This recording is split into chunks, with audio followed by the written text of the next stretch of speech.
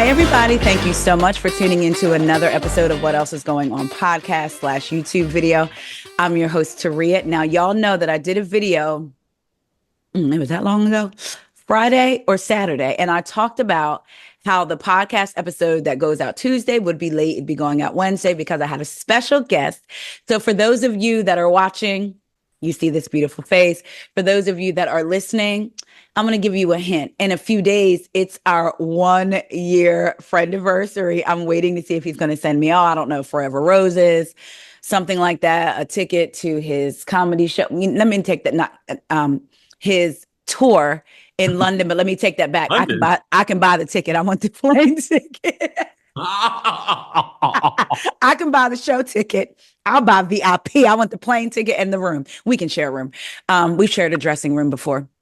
But y'all, I have the fabulous, funny, best twerker on a fencer out there, Kempire. Welcome. First of all, you said best twerker, and I was like, wait, oh, okay. I was like, twerker? Oh, wait, when was I twerking? It's been a while since I twerked. I think if I twerk now, I might break something. I'm like, oh. Try it. Let's see. No. I've been very look, it's true what they say when you get older, because things start like, ow, ooh, ow, oh gosh. It's crazy, and we do as much as we can. I know you do. You're very physically active, trying to keep your body. Same thing. Dr. Terry DeBro did say that what ages you the fastest is not stretching. He said over everything, he recommends stretching. He said, because you can be in good shape and be stiff and your body is not stretched. And I've been meaning to look up some stretching classes, doing some Pilates. That's true, because you know what it is? It's funny because I've been doing Pilates 3-4 times a week, and I still was having like tightness in certain areas. So I went to the doctor. He's like, I think you might need to properly stretch or make sure you hydrate. So one day I just Google schmoogled here in New York City a place to go stretch. So that's what I've been doing at least once a week. I go to this place and they stretch me out, and then he gave me homework to do to stretch. How do you feel? Fine. I mean, it's only been like a week. Okay. Because I know when I used to do chiropractic therapy for my accident, and I would have to do the stretching stuff, it really made a difference, and I need to get back to. Or you know who got me thinking about stretching? Well, what Dr. DeBro said, and I said I was going to do this seasons ago when I first saw it on the Real Housewives of Potomac. Remember when Robin and Juan were dating again, and she took him? No, wait, I'm sorry. It wasn't shown on the show. I don't think it was on her Instagram. She went to this stretching place in Maryland, her and Juan. Say it again. Follow her on Instagram? No, I was just not probing. Stalking.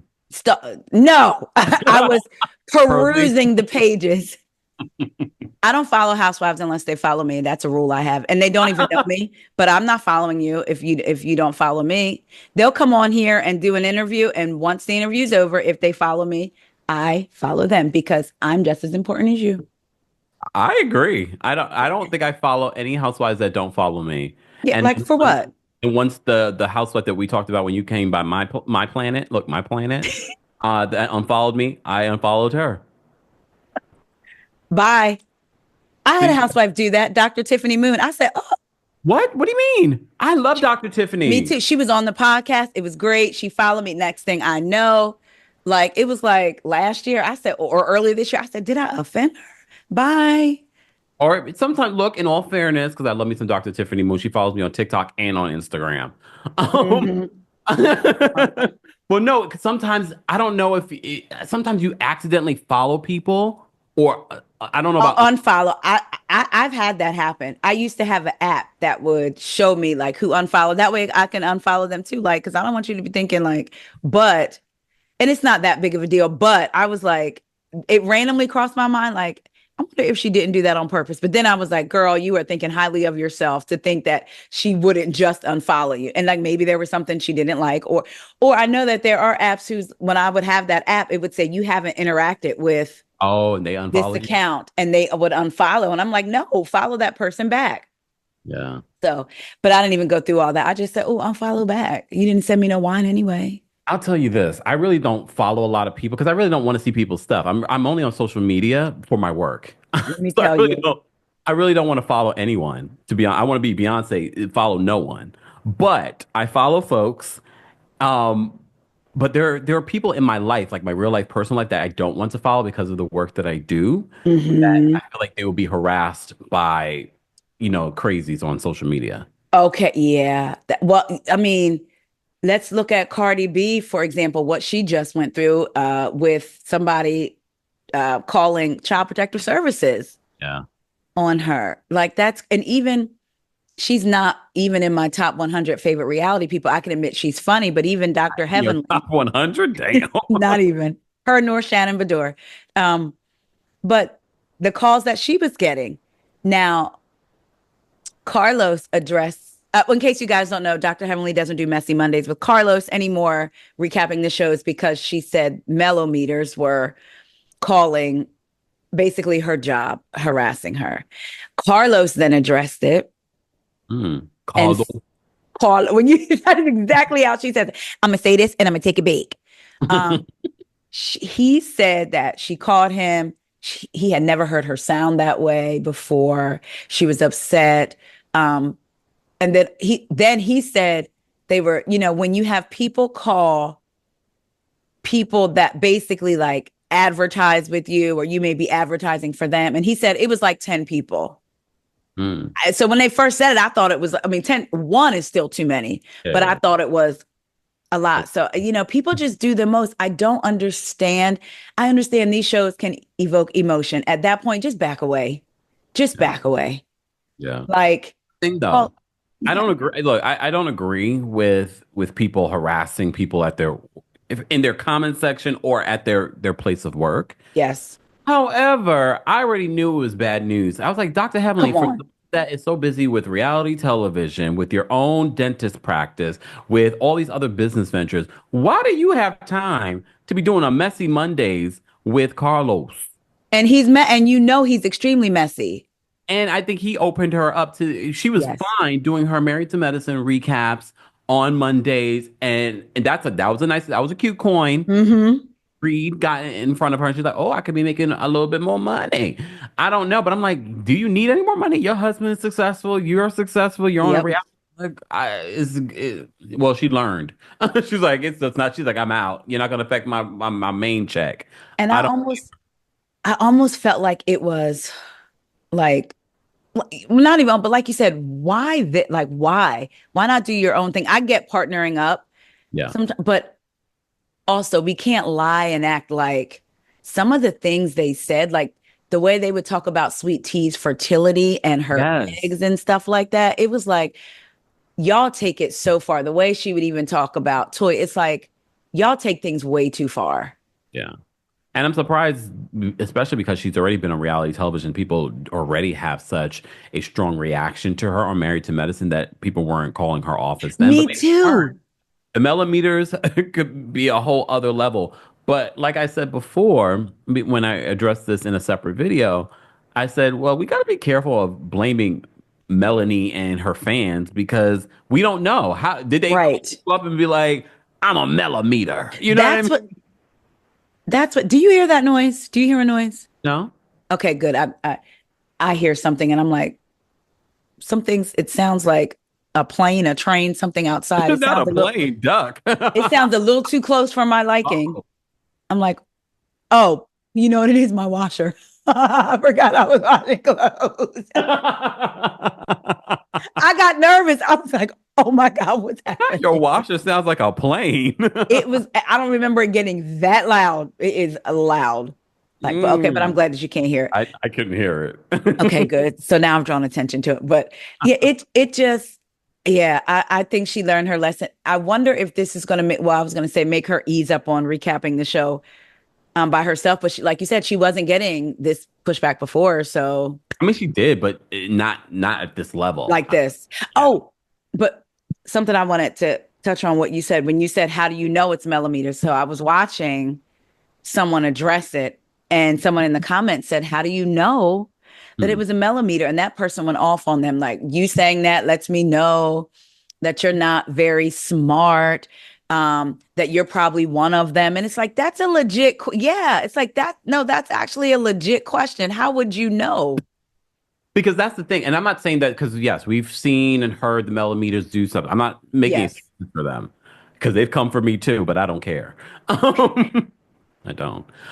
But my thing is we can just say that, and someone can even just say, they can pick up the phone, I'm a millimeter because they don't like Melody and they want her to get the heat.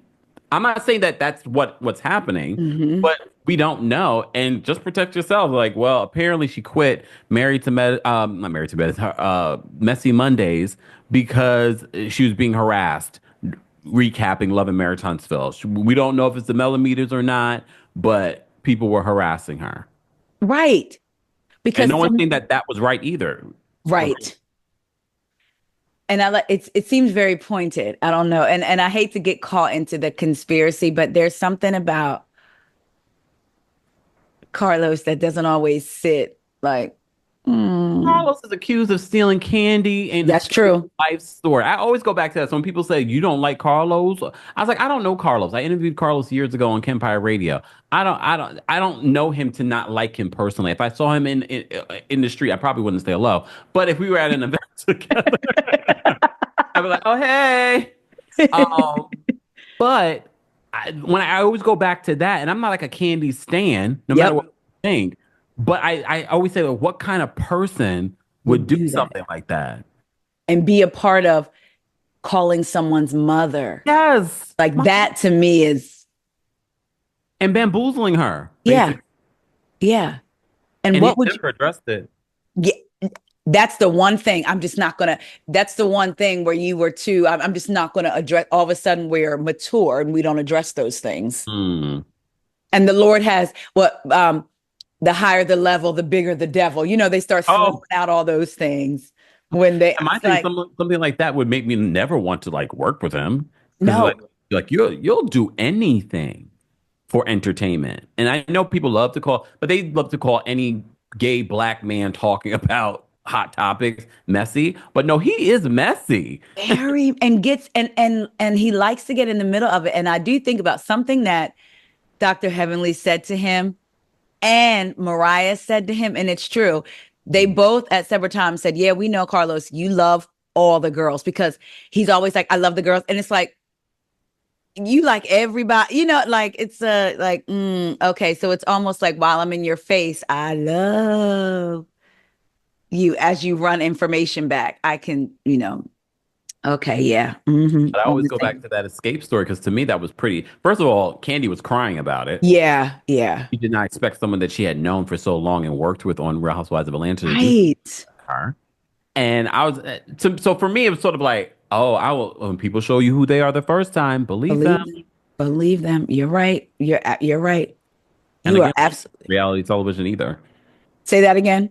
That's why I would not do reality television either. Yes, y'all, me and Kempire had a conversation before we started about doing reality TV, and he asked me would I do it, like be a housewife or anything. And for me, I couldn't do it. I said I couldn't even be a friend of, I could be a guest.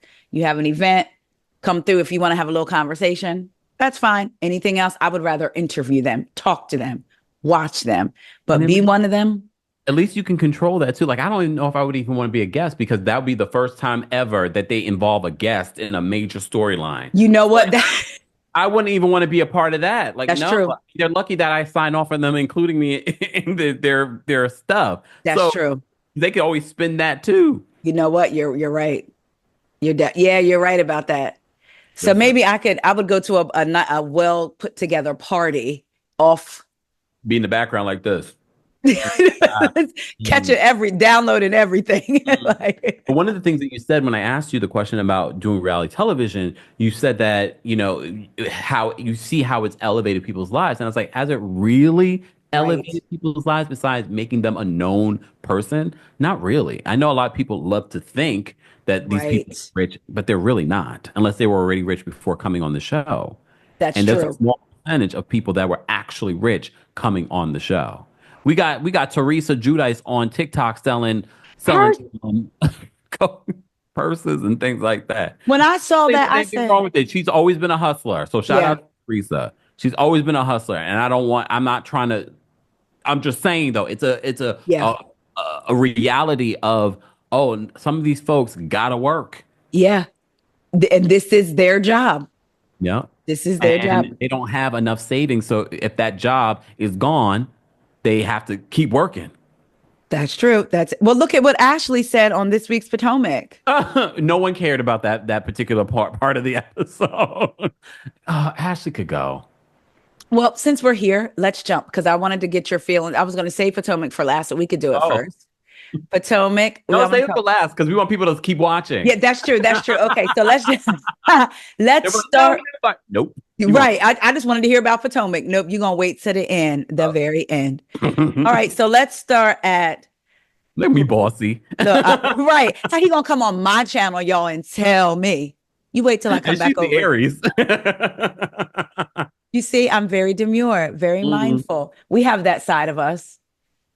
I'm going to cut up when I come back to your channel. Okay. Matter of fact, back in the day, do you remember emergency breakthroughs on telephones? No, you told me about it. I think I told you about that, right? We had a conversation about that. Yeah, okay. What is that? How old are you? Yeah, shush. So, for those of you that don't know, back in the day, you could before call waiting, you could be on the phone. I could try to call Kempire, and if he didn't answer, I would call the operator 0 and said, I would like to do emergency breakthrough and give them Kempire's number. And you'd be on the phone and you would hear, this is an emergency breakthrough. So I used to do that to my boyfriend when he was on the phone. Get off the phone. I didn't even know that existed. Yep, emergency breakthrough. So one day you're going to be doing your live. You're going to hear, this is an emergency breakthrough. I want to hear what that would sound like. You know, like certain sounds, like the operator. So I wonder what that would even sound like. This is an emergency breakthrough. Yep. For those of y'all that are listening or watching, if y'all remember those days, let me know because I remember I used to do emergency break. He would do them to me. Me and my friends would do them to each other. Get off the phone. I want to talk. Did they charge you extra for that? I'm assuming. No. Well, I'm gonna say no. But you don't know what the bill looked like. I don't know what the bill was. And then when I got my own line, I used to do it, and I'm gonna say no because my mom would get the phone bill, but I would have to pay her because she became the phone company one time when my boyfriend, who was a year older, went off to college before me, and I was calling. There was no unlimited plan, so like I was calling long distance from Jersey to Pennsylvania, and I didn't pay her with my McDonald's check, and she came in my room, took the phone out the wall, wrapped it up, put it in the filing cabinet, and said, "I'm the phone company. When you pay, your line can be back on."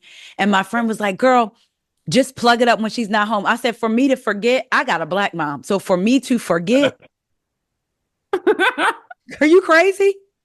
Once I pay her for them long distance charges. That's so crazy when you think about that now with cell phones. We don't even think about a state to state long distance. No. Remember when they had free after 7 or 9 yes. or something like that? No, mine was 9 o'clock. I didn't pay extra for no 7 o'clock. Like 9 o'clock. And I remember there was a time where I said, I'm never going to be text messaging anybody. Now that's all we do. Same. I would say, I would get mad when my friends would be like, just text me. No, I want to talk. Now I've become that person.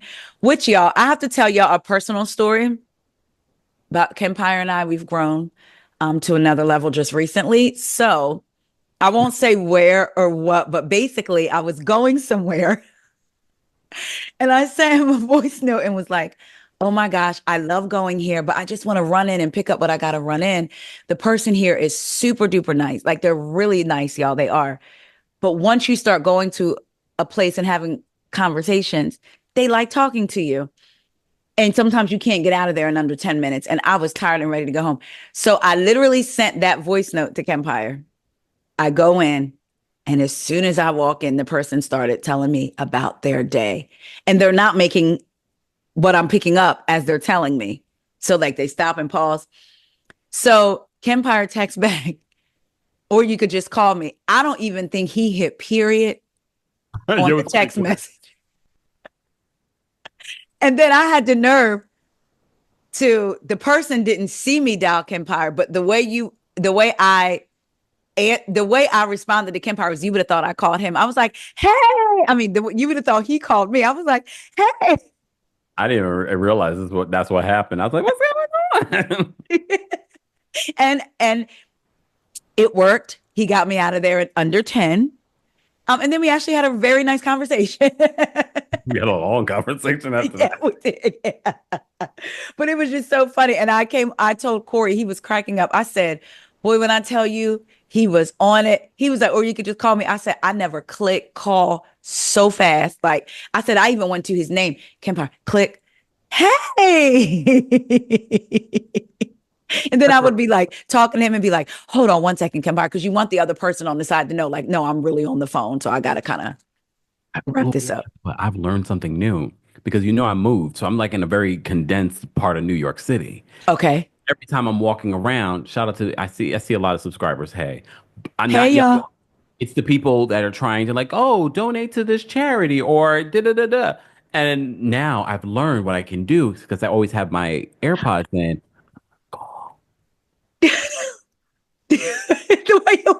The way you say it is how a professional would do. Like, And that's probably why they're like, oh, I love that. yeah, that's what I've done it like 7 times. I love And it that. works. Oh my. Okay. I'm going to give y'all one more sound tip. As a rideshare driver, I'm sure passengers, because I've gotten them as a passenger, you get your drivers that want to talk your ear off and you're like, man, I literally just want to get in and go. So what I do is, and I literally, so I was having my car service and I took their little shuttle back from the car service place back. The first time it was the gentleman who drove me and another gentleman in the car. The driver was a talker. When I tell you, I wanted to pull my hair out, but he ended up talking to the other guy more. I got dropped off first. On the way back, it was just me and him. I sat in the back. He started talking. So what I did, what you do is you go to your settings if you just want to make it believable, right? So I'm going to tell you, you go to your settings, you go to sound, you go to ringtone, and act like you're really testing out a ringtone, or is your phone ringing? So you hit. Oh, excuse me. Sorry, my phone. Hey. No, I'm on the way to the shuttle. Oh my God, we got to think about that. Me and Corey had a whole one-sided conversation the entire rest of the way. It was about 20 minutes. But you just go to your ringtones and make it act like this, hit the ring, even the one you use. Oh, excuse me, someone's calling. Hello? Well, here's the thing, though. But then you still have to have a conversation, even though you don't want to have a conversation. That's easy for me. I was like, so I was actually having one that I really would have. Oh, So, okay. I always got to think about dinner. What do you think? Oh, this is what they said I needed for my car. Oh, we're almost there. Yeah, that might be psycho in itself, but Well, I would rather do that than talk to that man. I I know with Uber though, don't they have the option where you can get your preferred settings in regard. Passengers, yes, but sometimes the drivers don't listen, from what I've been told. I mean, yes, I've had that experience as well. Like, Well, you know what I'm gonna do because I'm definitely not calling anybody because if I really want silence, I really want silence on both sides. I'm like this. I'm on a call. I'm on a call. Yes, do that too. But see, that's what you're doing when you do the ring. You just let them hear the ring. Oh, I see what or you can act like you're in an argument. Excuse me, watch this. Excuse me, my phone is ringing. Hello? So you're saying I wouldn't let you talk this morning? That's cool. All right, I'm gonna listen to what you got to say.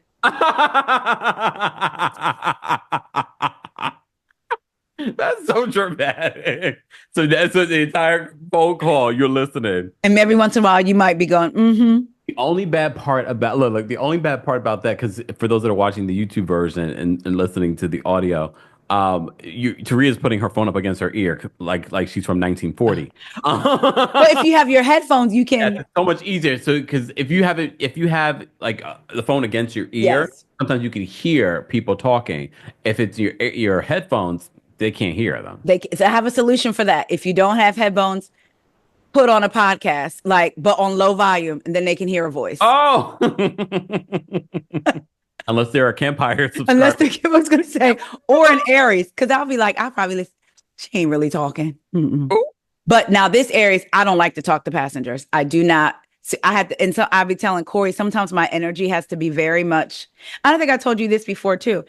Not a natural, but you have to shut it down or they're going to want to talk the whole ride. Like, hey, so how's your day going? Good. And you can't ask back. That is so rude. I know. But then I'm very nice at the end. You have a great rest of your day.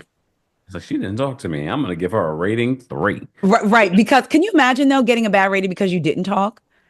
Like that would be wild. Yeah. I Well, I mean, have people apologize to me too. They'll be on their call. I had a girl today. Nice. I ain't really care to hear about what she had to say, but I'm gonna be nice. And then she had to call her brother for something. Halfway through the ride, she got off the call and was like, I am so sorry I had to take that call. I don't want to be rude. I said, no, it's not rude. It's not rude.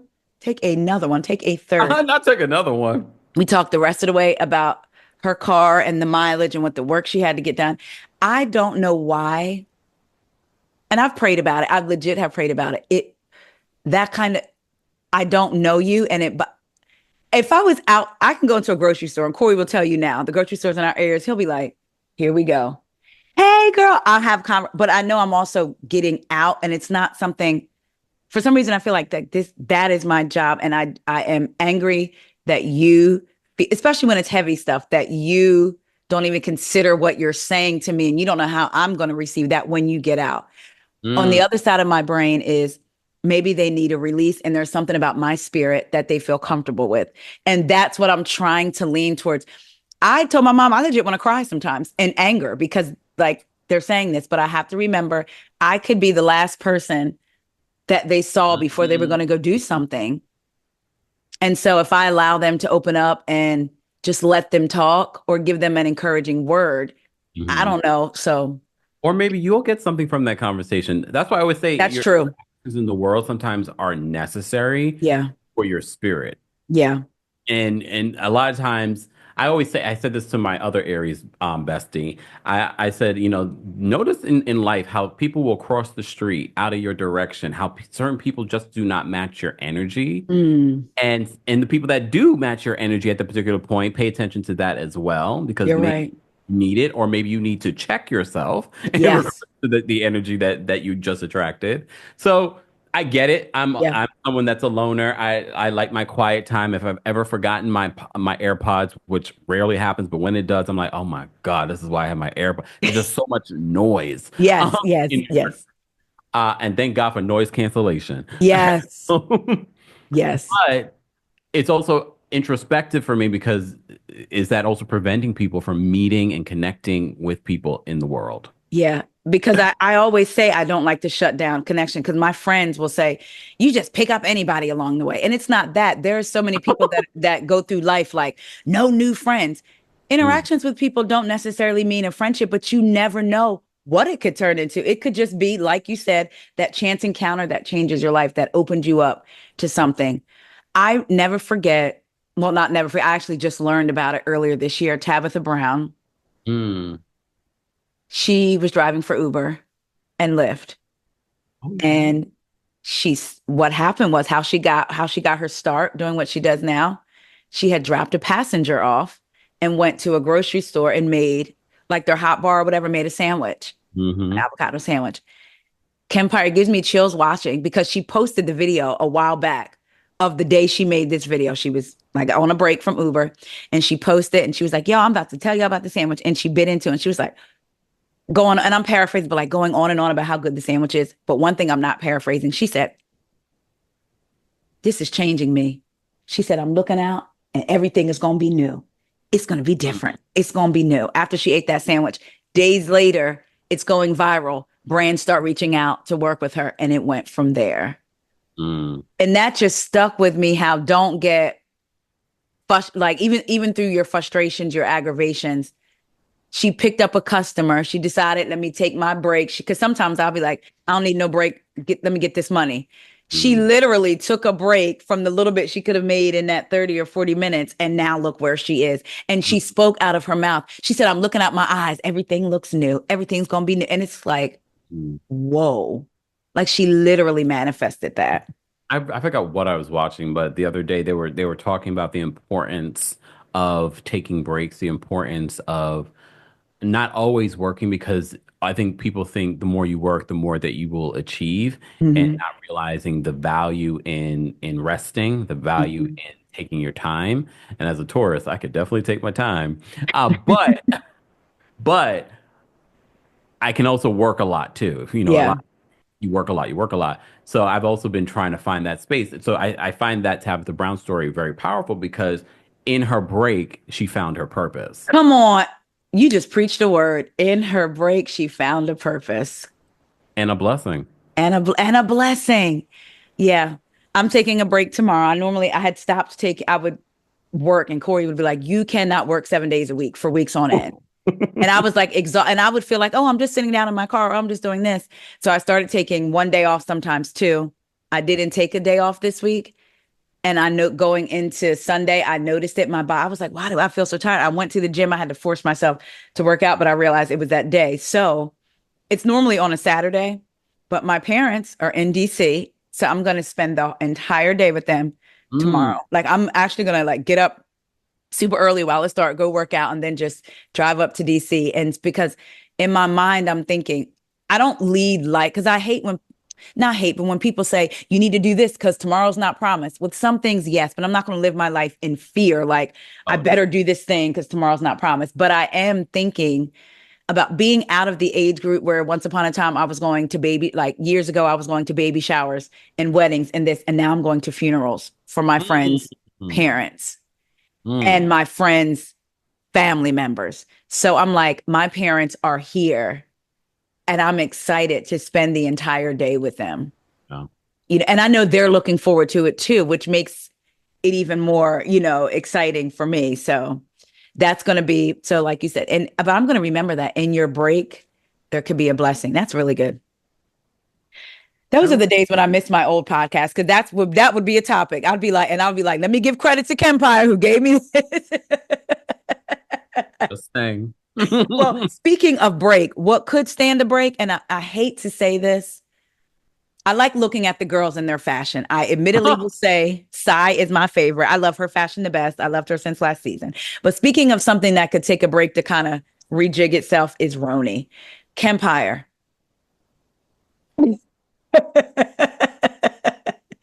Your thoughts on the season overall, and then specifically, I have to get into this because I would not, my Black women ancestors would not, it wouldn't feel right if I didn't address what I saw.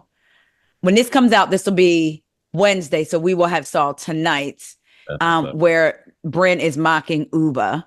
But what I saw last week was so disgusting, and I don't hate watch things, and because I don't hate anybody, but if something makes piss you up, I'm like, I ain't watching the rest of this. But it just made me so angry and disgusted me Yeah. to watch Brynn sit in her confessional. And I think it was when she said about Uba, I'm trying to help you, you dumb A. And I'm thinking, so in your mind, you telling as a I'm not as a biracial woman, you telling a visibly presenting Black woman Yep. that she shouldn't be angry so that her white boyfriend will marry her. And Mm. then you sit in the confessional and say, I was trying to, and the attitude she said, it was almost like with a neck roll. And I was like, oh, you don't get to do that. You don't, and the way that she's playing out respectability politics right in front of us. Yeah. But so what are your thoughts on the season in that conversation? I am loving Real Housewives of New York this season. It's been amazing. You're lying. Wait, you are, because when I watched your review, What are you talking about? I've said it was amazing. I think it's fantastic. I think they deserve all the flowers and the higher ratings. No, it's been terrible. And I gave them a lot of grace last season. yes. Like, I like them. The gowns, everything is looking fantastic. Okay, we're gonna give them some grace. The trip at the end of last season was like it really was a turning point for me. I was like, no, these trips should be more fun. Yeah. I don't mind like fighting and crying and all that other stuff. It just was all of that. Yeah. This season, I don't know what it is. I think it's because none of these women really have deep friendships. The only friendships Mm, I think that actually exist probably exist between Sai and Uba because I've seen yeah. them hanging out off camera. Okay. They weren't even filming. So you could feel there's that deep connection that's been building. But I don't know what's going on with Brynn. I think Brynn thought that she was going to be a star this season, but I feel like the majority of the audience are like, it's something about Brynn this season I'm not enjoying. Well, Yeah. some people didn't enjoy Brynn last season either. Like all this, okay, all right. Yeah. Yeah. I didn't mind Brynn. I was like, all right, whatever. This could be her childhood trauma playing out. And her Fair. childhood trauma is definitely playing out this season. I did Yeah. not love what she said to Uba and the fact that Erin, a white woman, Come had to on. correct you. Like, no, you shouldn't say that. And you're shutting Erin down. And Erin was like, I already know Uba's not going to be loving this later. Yeah. Fast forward, Uba was not loving some of the things that Brynn said to her in regards to downplaying herself in order to Yes. please other people, the Bravo universe, her boyfriend. Come on. Oh, why would she do that? Why would she do that based off what you're saying? And I think for Brynn, and some people have accused her of this, and I don't like accusing biracial people of this. I feel like she decides when she wants to be black and when she doesn't want to be. Yes. And I don't like accusing people of this, but I definitely see it in Brynn. I grew up with a gentleman like that. I will never forget. And I went to a majority white elementary school, Mm. and he was biracial. And he always dated white girls, which that, that's your thing. It's, but he would always basically would say he was white. But whenever he got, I'm not even joking, whenever he got in trouble in class, he would his name is right here. He would always say, are you doing this because I'm black? And I remember learning at a young age. How old was he then? Oh, wow. I was in 7th grade. He was in 8th grade. Oh, damn. So he was like Yeah. 13. Yeah. Yeah. And that was a lesson that I learned early that, people do that. That's the first time that I had seen like it actively, you saying you're white, you leading, not saying, oh, but my dad is this. But then when you got in trouble, during the many times you got in trouble, it was, you're just doing this because I'm black. Was he like white passing? He looked like he could have been Latin or like Hispanic. Like he was about size complexion, but maybe a little lighter. Maybe like Brynn's brother? Yes. Yes. Yes. Okay. Yes. So yeah. Semi-passing. Yeah. So it was like, oh, wow. And I learned that at a young, and I feel like that's what Brynn is doing. Also, imagining her when Uba talks about condescending, I imagined her taking her hands and putting them on Uba's face and saying, use your words. That sent me too. I said, and for them not to understand, when Uba started, like, she was literally like, you can't cut me off because I will lose. As English being our first language, or what I can speak from, like, my first language. Yeah, you see, I call myself. I don't know. It came out the other day when you were talking about shucking and jiving. Side note, if y'all have not seen that clip of Ken Park, either go download the podcast, watch it on YouTube or his YouTube shorts. He was talking about the election and the importance of voting, doing your research, all of that. And somebody must have gotten them comments. And he said, I am not, you say it because I'm not even going to attempt to do the accent. You say it. I said, move and go away.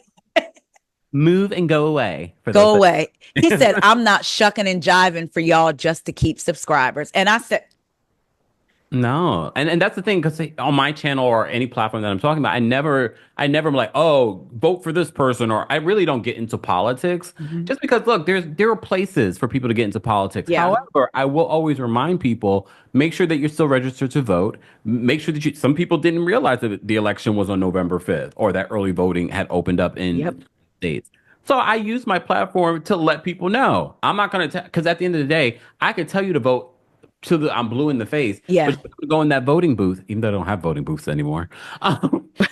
Well, maybe they do in certain states. Here in New York, no longer. I remember you had to pull the lever. Like, weird. But people are going to go into those voting booths and vote for whoever they want. So, or not vote at all and be like, yeah, I voted, and didn't go anywhere at all. Yeah. Yeah. So I knew. Someone was in the chat saying, "Oh, I'm unsubbing." Mind you, I didn't say vote for this person. I was you did not. I was like, this is what happened. But we were talking about Charlemagne the God and him being on CNN. And now did you see that recent clip on CNN? They had to come out and apologize in regards to one of their commentators making a very, I don't even call it a joke because it wasn't funny. I watched it today, and I watched it 3 times, and I said, I know I know. And actually, it was Preston from Martha's Vineyard Summer House posted there would have been some furniture moving if that had been on the receiving end of that, because that was like, and the look on his face was like, he was like, did you just like it had to register with him. Yeah. And you could see the look of, oh my God. For me, people of color, it seems like we always take a second to kind of let that sink in and know I can't do what they do. Because what I read on his face, he wanted to come completely different. But he was like, did you just, and it's almost like we always have to be like, okay, wait a minute. Take a second. Yes. Like, because if I come like somebody else would come, it's going to be received differently. I'm going to be perceived as a threat. I'm going to be perceived as an angry Black woman, Black man, person of color. Like, I was blown. And this is the dangers of certain people that you have in leadership. How, yes, we're all adults. We do things on our own, but the culture normally follows the leader. Yep. So if your leader is displaying a certain type of behavior, the culture feels like it's okay. Mm-hmm. I'll never forget, I told my mom, I said, if I was a cursor, I would have got the sweatshirt, don't let your president get your ass kicked. That was a sweatshirt. I had to say it to make it felt. Do y'all remember them sweatshirts? Yeah, it was 2016, 2017. Yeah. Oh. Mm-hmm. Don't let your president get, yeah. Because that was when racists were being revealed even more. Like they were overtly. And I feel like Black people, it's hard to describe a feeling. So we can walk into a room or have a conversation and see somebody's body language and we know what it is. But I think non-Black people were starting to see it. Non-people of color, because it was so overt, like, oh, and it was just, yeah. Speaking of which, y'all, I was going to say, hopefully we are celebrating January 20th. Kempire has some live shows on the book. November 20th, is it that you'll be in LA? Yes, November 20th, I'll be in Los Angeles.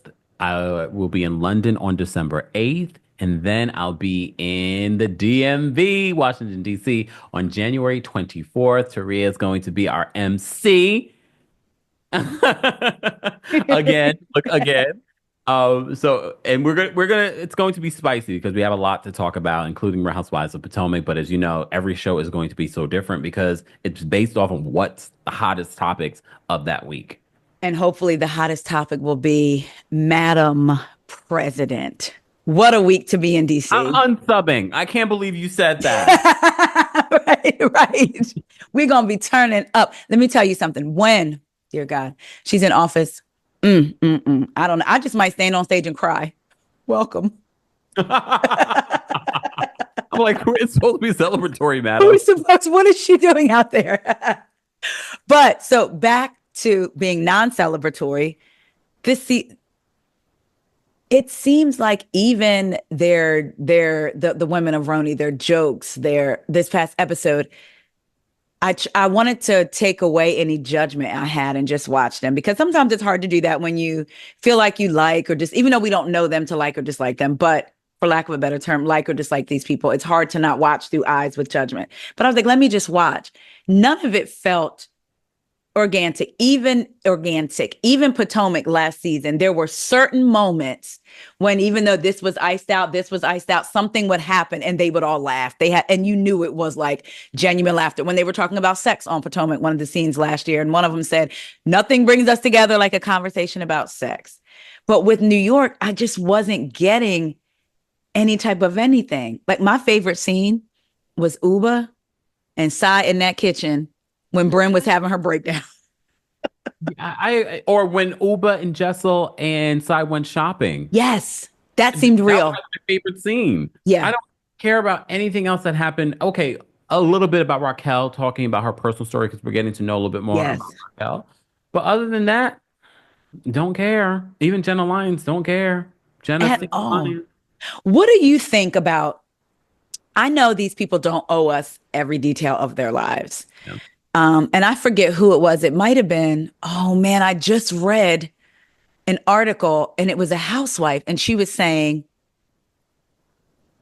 they tape everything except like they show all of your life except sleeping, showering, and sex. I just read it today. I can't remember who, which makes me think. We've seen some of these folks in the shower. Yeah, Margaret and Joe. Meredith in her Oh, bathtub. in the bathtub, and Tamara and Eddie. So yeah, that's right. So we can even take that off the table. I guess maybe she means full frontal. I don't know.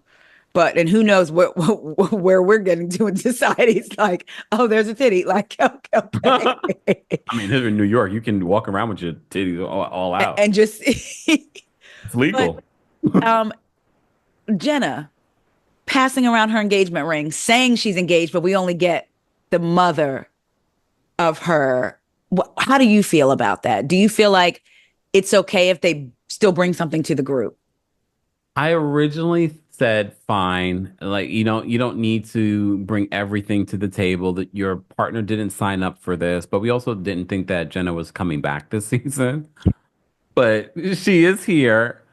I feel like there's too many people. There's not enough story. So one housewife not sharing her story. Uba saying that she talks about her partner Oliver a lot, but you won't be seeing him.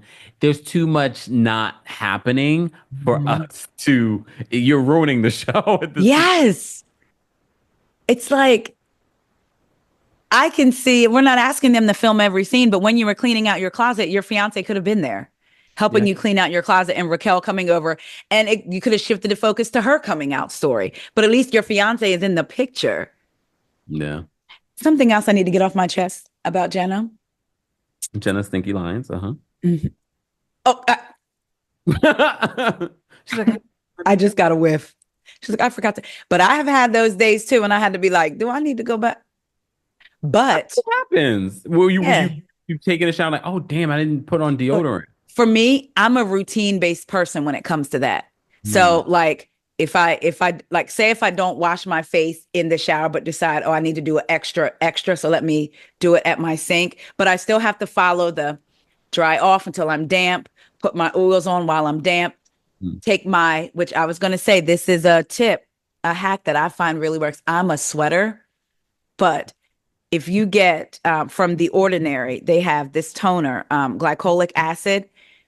For anybody that has decided, hey, I don't want to wear deodorant with aluminum, but you don't want to go through the sneaky phase, if you take this glycolic acid and put it on a pad and swipe under your arms and let it dry and put your deodorant on, I don't care how hot it is, you won't smell anything. And eventually you can just use that without deodorant. It also works for dark spots on your elbows and your knees. I can attest to that.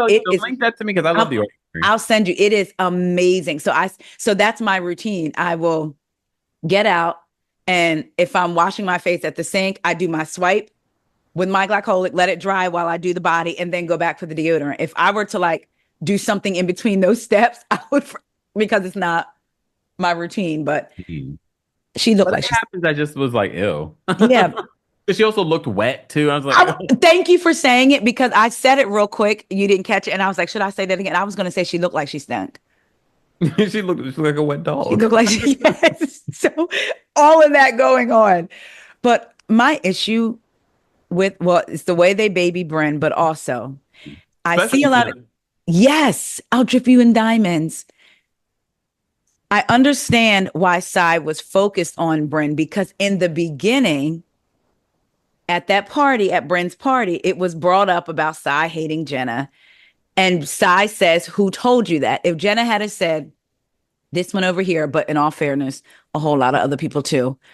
Okay, then you could kind of say, you don't concentrate necessarily on Brynn, but you literally didn't tell her that until y'all met up the next day or whatever. And now you're saying, well, in all fairness, it wasn't Brynn, just Brynn. Okay, I'll even give you that. But now you're at the house. Brynn calls you in, Sai brings it up, and you have amnesia that you did that. She's had a lot of amnesia this season. A lot of amnesia. That's the old lady brain.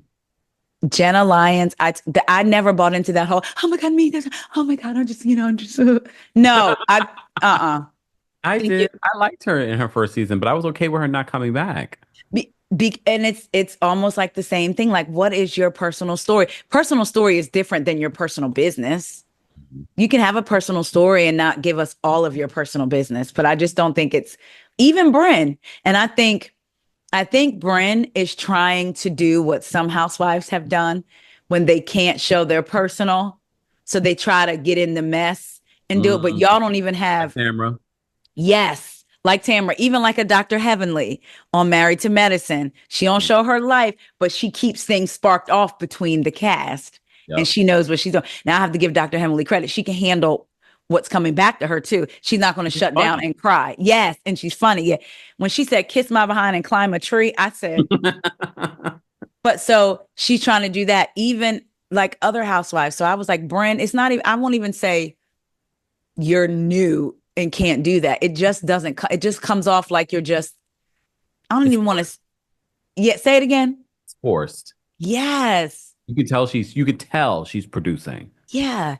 And then for you to go from putting people in funeral homes to crying because you want to go home. Girl, that's why I can't take you seriously. Yeah. She was very bratty this last episode. I'm not looking forward to this week's neither. episode at all. Me neither. I'm not. I'm it's like, see, I was happy to not have to watch Potomac with my butt clenched, but now, or OC with my butt clenched, but now it's like, oh, this is what we're watching. All right. So we got our thoughts on oh my gosh, I'm New York. I want to jump into the OC really quick. Did you see what Kelly Dodd, evidently I wanted to verify if it was real, what she posted on her story, then evidently deleted? I don't follow Kelly Dodd. Me neither, but I saw it making the rounds on different. She And I was doesn't like, follow me. let me tell you something. Mind you, there are housewives that follow me that I don't follow back. See, that's what I'm aspiring to. One of them. Got something for you, Tamara.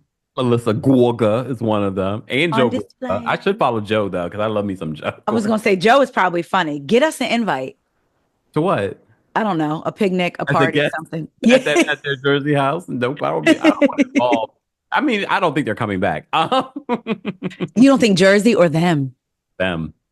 For real? I don't think they're, I just don't. If they're going to really revamp Jersey, I don't see them bringing back Melissa and Joe. Unfortunately. What about Teresa? I could see them bringing back Teresa. I mean, there are no decisions. This is just my feeling. I could see them bringing back Teresa or not bringing back New Jersey and doing something separate with Teresa. I'm wondering if the RHONY reboot will affect how they go about with Jersey. Without a doubt. They're like, okay. Especially if they don't find talent. I'm sure they're looking for talent. Yeah. But if they can't find the talent, they're going to be like, oh, we might have to bring back a good majority of the fan favorites. And then just add. Yeah. I wonder if DJ Envy's wife is going to be on it. Remember DJ Envy talked about her being? They tried, but they decided ultimately that they didn't want to do it, DJ Envy and his wife. So okay. I don't think she'd be that great at Housewives anyway. I like her, but I don't think she'd be maybe she's normal. I don't think she'd be great. And that's a compliment. Yes. That is a compliment. So. No. I had to I was like, are we serious? Like, is this to the song, The Notorious B.I.G. Who Shot Ya? As a lifelong Democrat, I clearly will be voting for who will be the second Black president, Donald Trump. My man. See, and this is why I had to verify. And I'm telling now, if y'all tell me, because the 3 websites I went to in the screenshot to make sure, and then I've seen different pockets of people talking about this. My man was shot, worked at McDonald's, and has 3 kids from 3 different baby mamas. He's blacker than Tupac. And why do people want Kelly Dodd back? That's what I said. And first of all, based off of this season alone, we don't need Kelly Dodd back. At all. We don't need anybody who's not. I was just looking up to see. Yeah. I didn't care about that. I saw someone posted that, but I just like, I see Kelly Dodd and I keep scrolling. Yeah. And she put up the American flag, the black fist, American flag in black and white, the black peace sign, and then the American flag again. I said, now, I'm sorry, I feel like that deserves hands. Okay. Kelly Dodd can say where she's at. Where she's at, yes.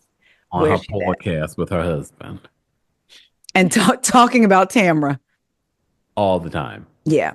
I think, though, if she did think that she ever had a chance to come back, I don't think they don't want no parts of that. at all. Just because they're having such a good season. They have Yeah. such a good cast. I feel I like they mean, should keep minus the cast. Tamara. Yeah. Well, speaking of, how are you? I was going to say, how are you feeling about this season? And Jen, I love me. I love me some Jen. It's perfect casting, but I've loved Jen since last season me too. too. Because she's a genuine person, but her life is messy enough that it needs to be on reality television.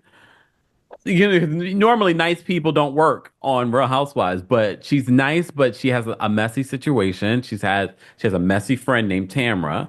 I Mm-mm-mm. like her, and I like her real friendship that she's developing with Karen. I mean, what's her name? Katy. But I like Karen. I mean, Katy. Yes, that's I'm disappointed. You know what's interesting is that depending on a person's, I'll say again, like or dislike, for lack of a better word, for a housewife, is how they respond to things. I'm seeing a lot of people say that it didn't bother them, or maybe not bothers, or but basically, who cares about Katie telling her daughter to repeat the story about Emily's twins? I just found that really distasteful. And I think it's because people don't like Heather. I found it Oh, extremely distasteful. especially involving Emily's little boys. Yes. Putting it on Emily's little boys. And mind you, Katie's daughter Kaylee was babysitting those boys.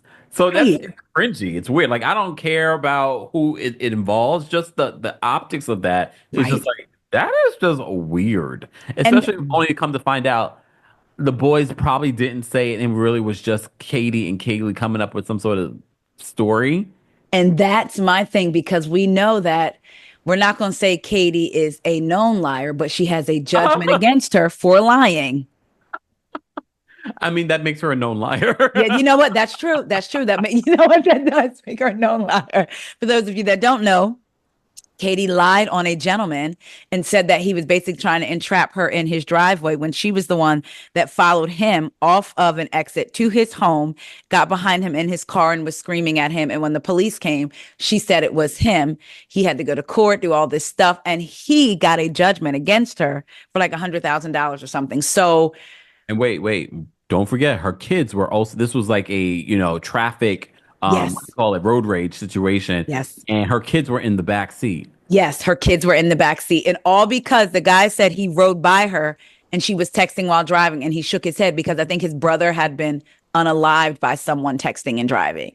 So he shook his head, and then she followed him to Like a his true Karen. home like a true Karen, and then turned around and said it was him. So you're right, that does make her a lone liar, which makes me look at this a whole lot differently with the paparazzi thing even. That's not saying wrong road, but I still like Me Katie. too. Me too. I But like her and Jen too. wrong road, Katie. Wrong road. Wrong road. Like when she was so excited to talk about the boys, tell her, tell her. I just thought that was so. And I thought somebody brought up Heather purposely saying Katie's daughter, who's 19, right? Yeah, she's smart, to let y'all know I'm not talking about a child. I'm Mm, talking about her daughter who's 19. She's not stupid. yep. Um, I just thought, no, Katie. I will say it irritated. I'm loving this season, but the transparency of she told you that. Well, did I tell you this? With Tamara, for some reason, it annoyed me so much. I was like, enough. But I loved Gina's reaction to Tamara. Gina didn't give Tamara the reaction that Tamara was banking on. Hoping that Gina would turn on Shannon. Yeah. And And she was like, did that happen, Tamara? And you pointed this out in your review. I didn't catch it. The what? way Gina looked at Emily in that moment Yes. was like, oh, okay. Mm-hmm. I Those are real friends, yeah, Emily. yeah, yeah. I was So really, maybe the reason why Gina reacted the way she reacted because she already knew. that's what I was thinking. Mm. And I was like, good. Real friends look out for each other before I film. wished, you know what, I would have killed it for me in that moment if Gina had been like, Shannon told me. That would have been like Tamara's face would have cracked. Like It if would have. but I Yep. still like the way, and I also like the way Shannon was eating. Like, oh, Tamara, you're such a lot. Like you were involved too. Like she just didn't let it rattle her at first. Then she storms out. It's like, stop leaving. Stop She said leaving. that is growth. I'm like, you've been leaving You've been forever. leaving since, take this mic pack off of me. You will not say that I take medicine or whatever. Like, yeah, she's been leaving since the beginning. So that's not growth. No, It's growth is staying and facing and being it. a queen and blowing out your candles on your birthday cake. I was so That's why she was running. She didn't want them to say happy 60th. happy 60th birthday. She didn't That's want. great. I just, I was loving that Tamara wasn't getting the reaction from the people that she, one of my favorite, I feel like it needs to go into some sort of be nominated for an Oscar when Tamara was like at dinner, I tried to apologize to Jen, and Jen says, or Jen just goes in her hand, and Tamara goes, so we're good? And she goes, no, we're not good. Shut your effing mouth. I was like, come on, Jen. That's the housewife. Let's not be fake. No, we're not good. Shut your effing mouth. Especially because she's given Tamara a chance. And she's like, if I say we're good, you're going to do this again to me. So I don't blame Jen for being like, no, we're not I good. loved it. Because Tamara didn't know how to react. And then she did the whole, like, her lip was zipped. It was like, girl, you actually didn't, you thought you won with that. You didn't. Like, I was so happy. What do you think about Tamara and Heather? I don't know what that is. Me I find neither. it very strange. I find it to be an alliance because Yeah. I'm like, why are all of a sudden these two so chummy this season? And last season, Tamara was determined to throw her clean under the bus and roll the bus over her and back up over her. So I feel like there is some sort of alliance, and we already Yeah. know that we've seen already this season Heather be called out for pre-producing moments Yeah. or trying to control moments. But I find it like Heather, wrong road. Like this is not where you should go. But I guess maybe she doesn't feel close to Shannon. She doesn't feel close to the newbies, because of the whole Katy stuff, Yeah. and she doesn't feel close to Gina right now. So she probably feels like Tamara's her only alliance. And I know she said before that basically when things aren't good with Tamara, she gets really nasty. Mm. So on her podcast, so she basically was like, nobody wants to go up against Tamara. And I'm like, and that's exactly why she continues to do this to y'all. Like, I still don't get, I know it's about moving on, but the things that she said about Emily, like calling her, I know she apologized, but I still like, like, it just, yeah, I don't know. Vicky has come out, I believe, and did an interview and said she'll never forgive Bravo for finding out about her mom's death on camera. The dark side of reality television. I haven't seen it yet, but I did see the clip. Yeah. Those things are always two-sided to me. And it reminds me in a different way of Nene and her lawsuit against Bravo, right? Because you hear Vicky saying she'll never forgive Bravo, but she would have come back as a full-time housewife. So, Yeah, she'll Nene come back next season if they tell her. yeah, and the same thing with Nene. She's accused the network of rape. So it's like, in that case, it really is two things can be true. And we live in a world where those things just exist, and you also have to make money. And if Hmm. they're making good money. And So I Vicky doesn't understand. need the money. Yeah. Yeah. So it's like I understand both sides of that.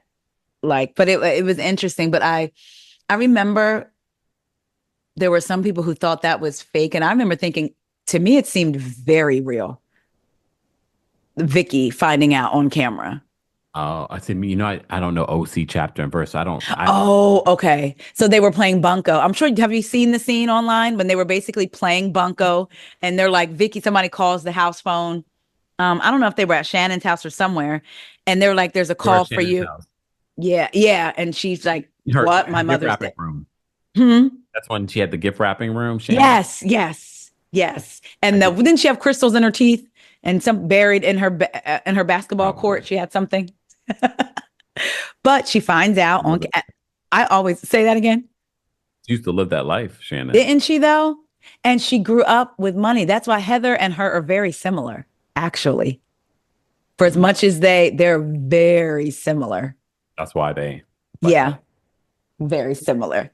But that moment was a moment that was, it almost felt weirdly voyeuristic to me. And I have said to my mom that I feel like that's how funerals are. Like, I've been going to funerals since I was little, but the older I get, I know it's supposed to be a celebration, but I also feel like you are witnessing people at their most vulnerable and that people are just watching and trying to comfort. And so it's weirdly voyeuristic to me to even go back and watch that scene sometimes, knowing like, oh my gosh, like even though you know it's coming. But so it's interesting. Andy also just did an interview, and I'm saying this because it's in retrospective, like Vicky looking back, Nene talking about the network, and Andy just did an interview and basically was like, Bethenny's whole reality reckoning, he paid it no attention. I heard she's on I believe she's on TikTok a lot. I'm not on TikTok.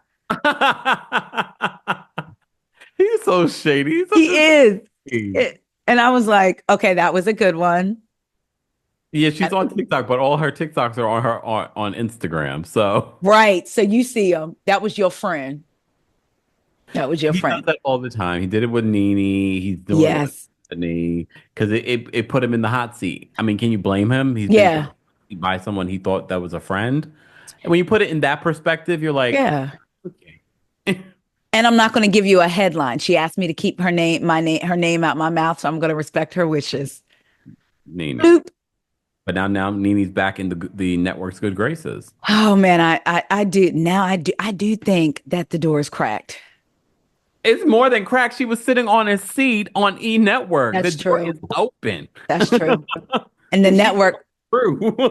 even if it's short term, they know that would be a massive bump in rating for Atlanta. I'm sure it was. I didn't even look at the numbers. I'm sure it was for them, that after show. But I mean, if she were to come back to Atlanta, even if it was just for the season, that would be massive for them. Yeah, too bad this didn't happen in time for them to bring her back for season 16. But look at Phaedra. Phaedra has Bravo, unfortunately. Can you imagine if they were lining up a OG return for 17? Like Nene's back in, Phaedra's there, Portia's going to be there. Kenya, not OG. Oh, that's right. Kenya's not an OG nor Phaedra. Okay, semi-OG return. Season 6 return. Okay. When, oh my God, that's one of my favorite seasons when they went to Charleston. I think, what was it, Charles or Savannah? No, baby, there was no train conductor. Oh, Portia. Even though with the new season of Real Housewives of Atlanta coming, I don't feel like people are talking about Portia. Like, oh yeah, Portia's coming back. I find that to be so interesting. Yeah. Do you think maybe because they're exhausted? Because in the beginning it kind of was, but then with the whole Portia and Simon, they were exhausting us every week, that now people are over her and almost feel like they might know her storyline, but it's a storyline that can't play out on TV. Yeah, because he's refusing. Yeah. So it's like people are already over her because we got so much.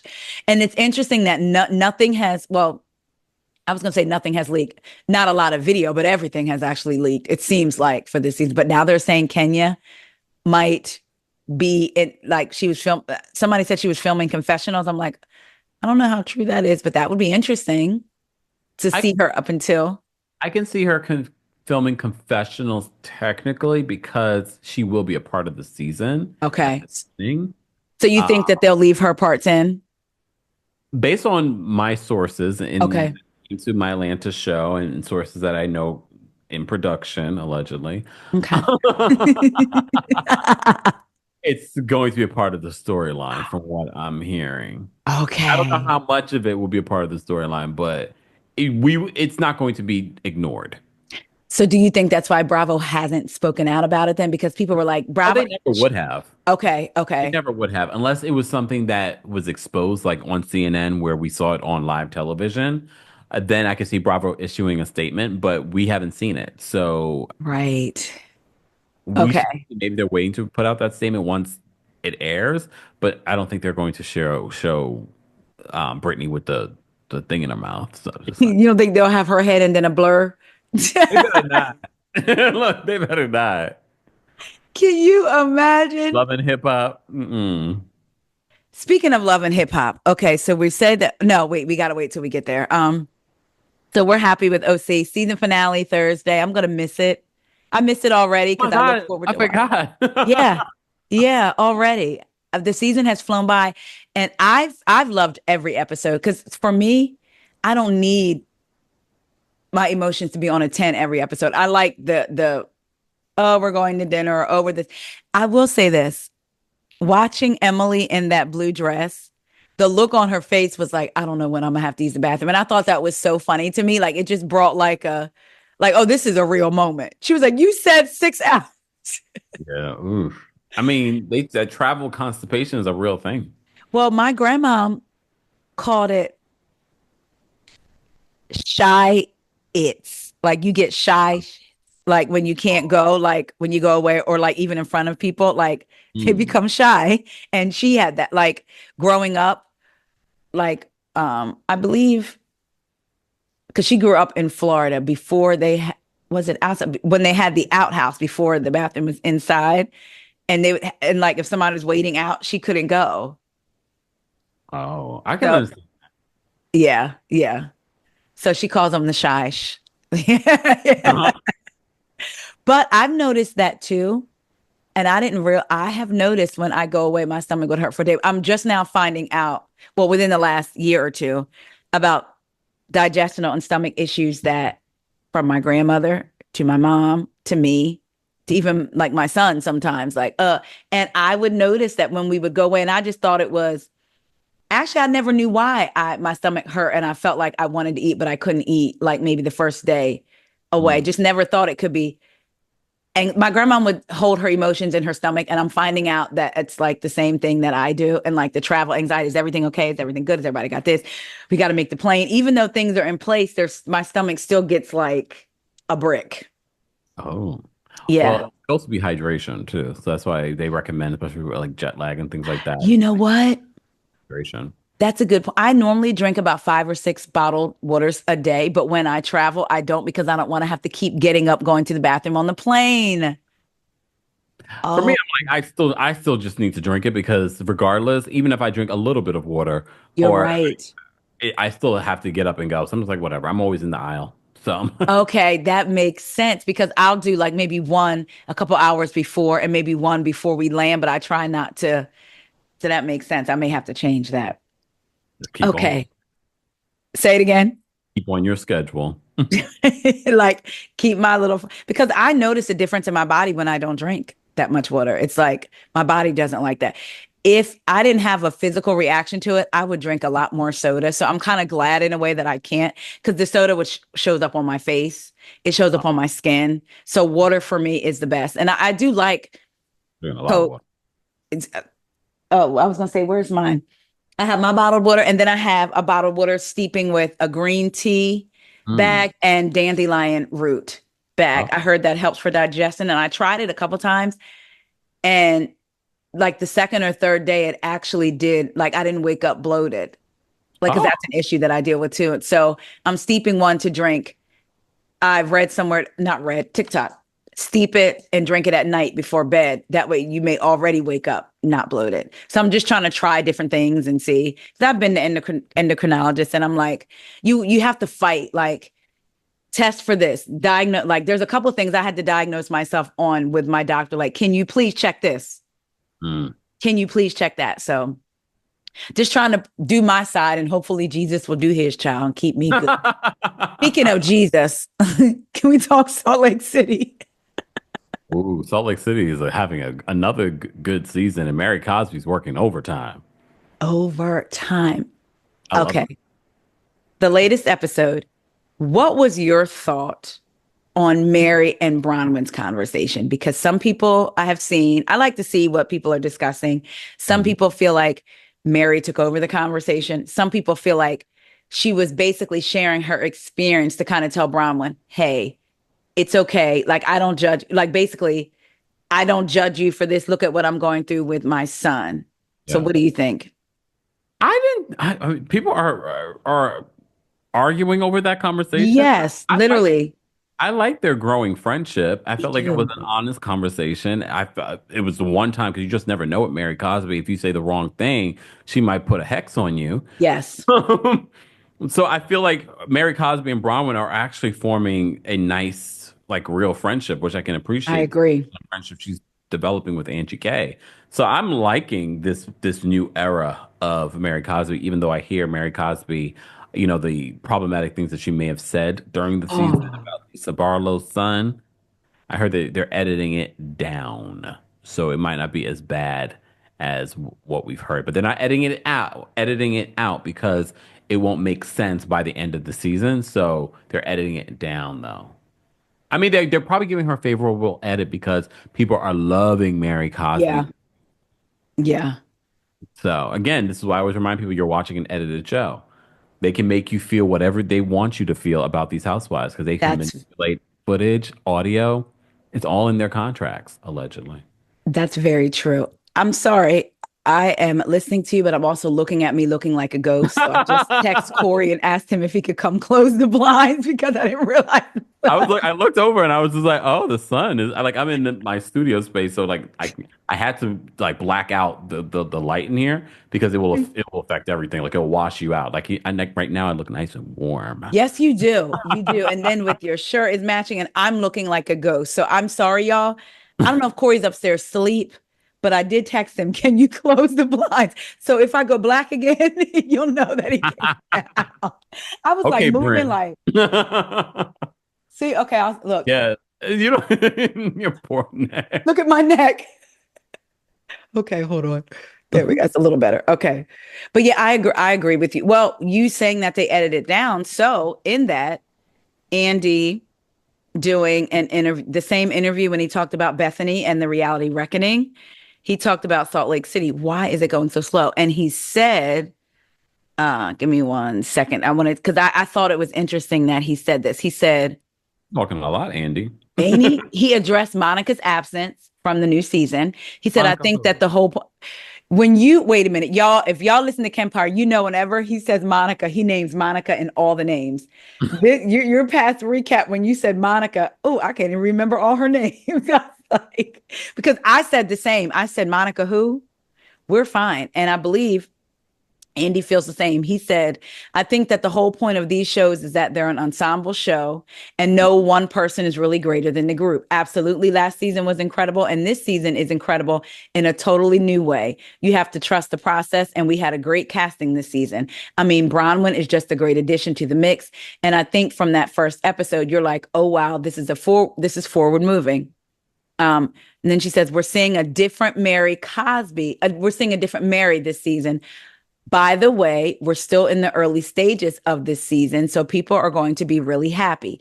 Mary has a really interesting personal story in future episodes, and he believes it will really touch people. Really? I mean, she's been slowly but surely opening up about her mom and things Yeah, like that. So, I mean, she's working overtime this season. overtime. Do you think it's because she's actually enjoys it and trusting of the network? Because the reason Robert, Sorry. She's doing it because she needs the money, okay, allegedly, yeah, because she's suing those people. for $6.3 million. It's a lot of money. I think she's working overtime this season, which makes you look at Mary Cosby a little bit differently because we always thought Mary Cosby was very sloppy with her thinking and words. Uh-huh. She knows what she's doing. She's not as Yes. sloppy as we thought she was. She's very strategic, which makes me kind of look at her with the side eye. But I appreciate the overtime work this season, though. And it not there's a difference between clocking in and clocking in. Someone like Giselle, to me, I don't like the clocking in where I feel like I can watch you punch your time clock. Oh, we're at work. I'm going to do all of these things that are just designed to bring mess versus clocking in like I'm here for whatever's going on. So let's do it. And I feel like, so I agree. And that was a good point. You are the first person that I've heard talk about that with Mary. Like, she needs the money. Just Like, like, and she wants to keep, yeah. So I definitely agree. And I like that her story feels like it's hard to watch her son, oh, especially knowing like that's her child and seeing it's easy to say I wouldn't have my kid doing that. I wouldn't, but I also as a mom can only imagine if my son was doing some things that could potentially take his life. I would him living somewhere else and not knowing would be so much for me versus me seeing him home every mm. day, you know? So I get that part of it also. Yeah, I couldn't. I would never sit here and try and judge Mary for for doing that. I feel like she really has navigated at least this particular story of her storyline well, because Mhm. yes, we have to see him. He's a part of her life. He's in the house. And clearly we know he's going through something. And look, if you've been a parent of someone with an addiction, you know you probably can relate a lot to Mary this season. Yeah. How do you handle someone that has an addiction? Right. How do you handle that? Yeah. There is no book, there is no manual to tell you how to handle that, especially Mhm. as a parent. And he's very Yeah. young. So yeah, because I'm like, I don't even think he's deep in his 20s. Isn't he like Oh, I think it's like 20? 21, 22. Yeah, like still so the sun's going down, y'all. Um, It's that time of the year. The clocks go back this week. yes, yes. But yeah, I just and I applaud Mary for sharing it, which is why I go back to maybe she trusts the producers a little bit more. Maybe that's another reason why maybe in the past she didn't open up because she hasn't always felt protected. And I wonder if maybe she feels valued now because she left the show. She didn't come to the reunion and yet they brought her back. So maybe she feels also that and okay, well I feel like I can trust y'all because y'all value me a little bit. Maybe. So That's very lovely of you to think that's why she came. It's a wonderful, wonderful perspective. Mary Cosby, and I me know. that is feeling trust so valued that she opens up. Yes. Okay, Mary Okay. Cosby. I mean, Okay. I'm loving this season. I'm Me loving too. her. I'm loving Bronwyn. Yes. Look, I'm not gonna say I love Brittany, but Brittany has been the hot topic of every single episode since the season premiered. That's every episode. So it's like, even though it annoys me, she's doing something right. I mean, unlike some of these other friend dubs on other shows, and you're Yeah. like, you're not really bringing anything. Why are Or you here? Salt Lake City, Maylee, Milani, Oh yeah, like Maylee. She was Maylee, it's beautiful gorgeous. I was just though. both said, Gorgeous. and you know who did her hair? Well, and I said, oh, she did her hair for the glimpse that we saw of her, but Tanisha, You know how much, oh, to not Tanisha. yes, because she posted it But wait a second. How much she paid Tanisha for that hot second to be on reality television? with the two strand, right? Maybe with the Neiman's money she got back from returning. No, I'm just kidding. Mm, Allegedly, per Lisa Barlow. it's about it. Do you think with their fight, there's the camp who says because of Lisa's reaction, they feel like she's guilty. There's the other camp that says Whitney has done this before and she's tired and is like, what are you doing? I don't know. I've said this during my recap. There's something intuitively that makes me think that Lisa Barlow didn't have anything to do with it. There's just something, I don't know what it is. There's no factual information. There's nothing No. that she said or did that makes me feel that way. I just intuitively feel like she really had nothing to do with it. I do feel like Whitney's reaching from some sort of storyline because between her and her other cousin, I feel like they are so forced this season in being Yes. producers. I'm so turned off by more so Heather than Whitney because at least Whitney, I feel like there's something there. Yeah. Okay, Yeah. I don't Yeah. love, but there's For something me, there. it's her looks. Is She's it? Oh, I gorgeous. don't know if it's even I that. think she's pretty. Well, okay. Well, I will say this. I'm kind of disappointed because she's been, and by the way, I think all the women are pretty. So I don't mean it like that, like to shade one towards another. But I used to think Whitney was like, wow, like the season that they were talking about giving the BJs for jazz tickets when they were in their lingerie and like the more drunker she got, the redder she got, but she was still very sexy in her lingerie. Her hair is getting bigger. So I will say I've made an allowance because I felt like she was pretty. And that's me giving her a lot because I rarely give her anything at all. And have you been watching the after show? It's only been one episode. I haven't watched it yet. I'm gonna watch it before this Please. next recap. Because she's saying a lot. And what I don't like how you said about Lisa not doing it, I don't think so either. And I don't like on the after show, Meredith says she has proof basically that either she has proof or Whitney doesn't have proof that it was Lisa that did this. She said because Adam, who is the podcaster, but she didn't say the name. This is Meredith talking.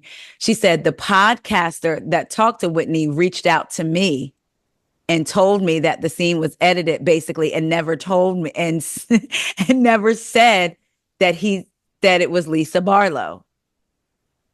Yeah, but we see the podcaster say that it's Lisa Barlow on camera.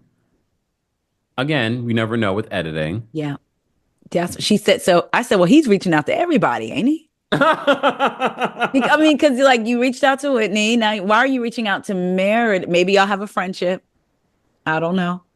But I just thought that was Why are you strange. so involved? Right. That was my thinking.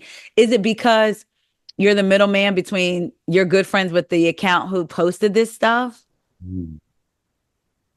But didn't oh my gosh, I apologize to the Bravo account that revealed that actually the person that claims that she posted it first wasn't the person that posted it first. Oh my gosh, I apologize. It's something Bravo. I can't remember. But apparently she did the digging and she's like, Dana's not the one who originally posted this. It actually was another Bravo account that That's posted. not even cool.